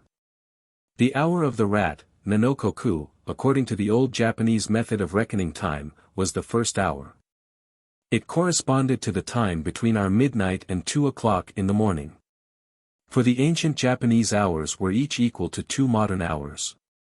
Kaimyo, the posthumous Buddhist name, or religious name, given to the dead.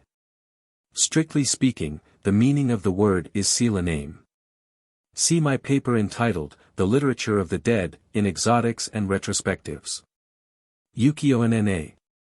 1. An ancient province whose boundaries took in most of present-day Tokyo, and parts of Saitama and Kanagawa prefectures. That is to say, with a floor surface of about 6 feet square. This name, signifying snow, is not uncommon. On the subject of Japanese female names, see my paper in the volume entitled Shadowings. 2. Also spelled Edo, the former name of Tokyo. The story of Aoyagi. 1. An ancient province corresponding to the northern part of present-day Ishikawa Prefecture. 2. An ancient province corresponding to the eastern part of present-day Fukui Prefecture. The name signifies green willow. Though rarely met with, it is still in use. The poem may be read in 2 ways, several of the phrases having a double meaning. But the art of its construction would need considerable space to explain, and could scarcely interest the Western reader. The meaning which Tamatada desired to convey might be thus expressed: while journeying to visit my mother, I met with a being lovely as a flower, and for the sake of that lovely person, I am passing the day here. Fair one, wherefore that dawn-like blush before the hour of dawn, can it mean that you love me? Another reading is possible, but this one gives the signification of the answer intended. So the Japanese storyteller would have us believe, although the verses seem commonplace in translation. I have tried to give only their general meaning. An effective literal translation would require some scholarship. J. Sakura. 1. Present-day Ehime Prefecture. The Dream of Akinasuke. 1. Present-day Nara Prefecture. This name, Tokoyo, is indefinite. According to circumstances it may signify any unknown country, or that undiscovered country from whose bourne no traveler returns, or that fairyland of far eastern fable, the realm of Horai. The term kokuo means the ruler of a country, therefore a king. The original phrase, Tokoyo no kokuo, might be rendered here as, the ruler of Horai, or, the king of fairyland. The last phrase, according to old custom, had to be uttered by both attendants at the same time. All these ceremonial observances can still be studied on the Japanese stage. This was the name given to the estrade, or dais, upon which a feudal prince or ruler sat in state. The term literally signifies, great seat. Rikibaka. 1. Kana, the Japanese phonetic alphabet. 2. So-and-so, appellation used by Hearn in place of the real name. 3. A section of Tokyo. A square piece of cotton goods, or other woven material, used as a wrapper in which to carry small packages. 4. 10 yen is nothing now, but was a formidable sum then. Insect studies. Butterflies. 1. Haiku. The modest nymph beheld her god, and blushed. Or, in a more familiar rendering, the modest water saw its god, and blushed. In this line the double value of the word nympha, used by classical poets both in the meaning of fountain and in that of the divinity of a fountain, or spring, reminds one of that graceful playing with words which Japanese poets practice. More usually written nugikakaru, which means either, to take off and hang up, or, to begin to take off, as in the above poem. More loosely, but more effectively, the verses might thus be rendered, like a woman slipping off her haori, that is the appearance of a butterfly. One must have seen the Japanese garment described, to appreciate the comparison. The haori is a silk upper dress, a kind of sleeved cloak, worn by both sexes, but the poem suggests a woman's haori, which is usually of richer color or material. The sleeves are wide. And the lining is usually of brightly colored silk, often beautifully variegated.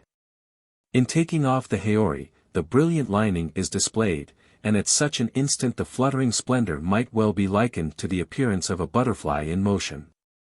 The bird-catcher's pole is smeared with bird lime. And the verses suggest that the insect is preventing the man from using his pole, by persistently getting in the way of it, as the birds might take warning from seeing the butterfly limed. Jama suru means, to hinder, or, prevent. Even while it is resting, the wings of the butterfly may be seen to quiver at moments, as if the creature were dreaming of flight. A little poem by Basho, greatest of all Japanese composers of haiku. The verses are intended to suggest the joyous feeling of springtime. Literally, a windless day, but two negatives in Japanese poetry do not necessarily imply an affirmative, as in English. The meaning is, that although there is no wind, the fluttering motion of the butterflies suggests, to the eyes at least, that a strong breeze is playing. Alluding to the Buddhist proverb, Rakwa ida ni karazu. Hakyo futatabi terasazu, the fallen flower returns not to the branch, the broken mirror never again reflects. So says the proverb, yet it seemed to me that I saw a fallen flower return to the branch. No, it was only a butterfly. Alluding probably to the light fluttering motion of falling cherry petals.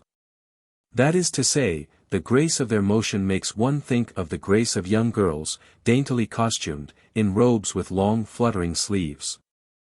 An old Japanese proverb declares that even a devil is pretty at 18, Oniimo Johachi Azumi no Hana, even a devil at 18, flower of the thistle.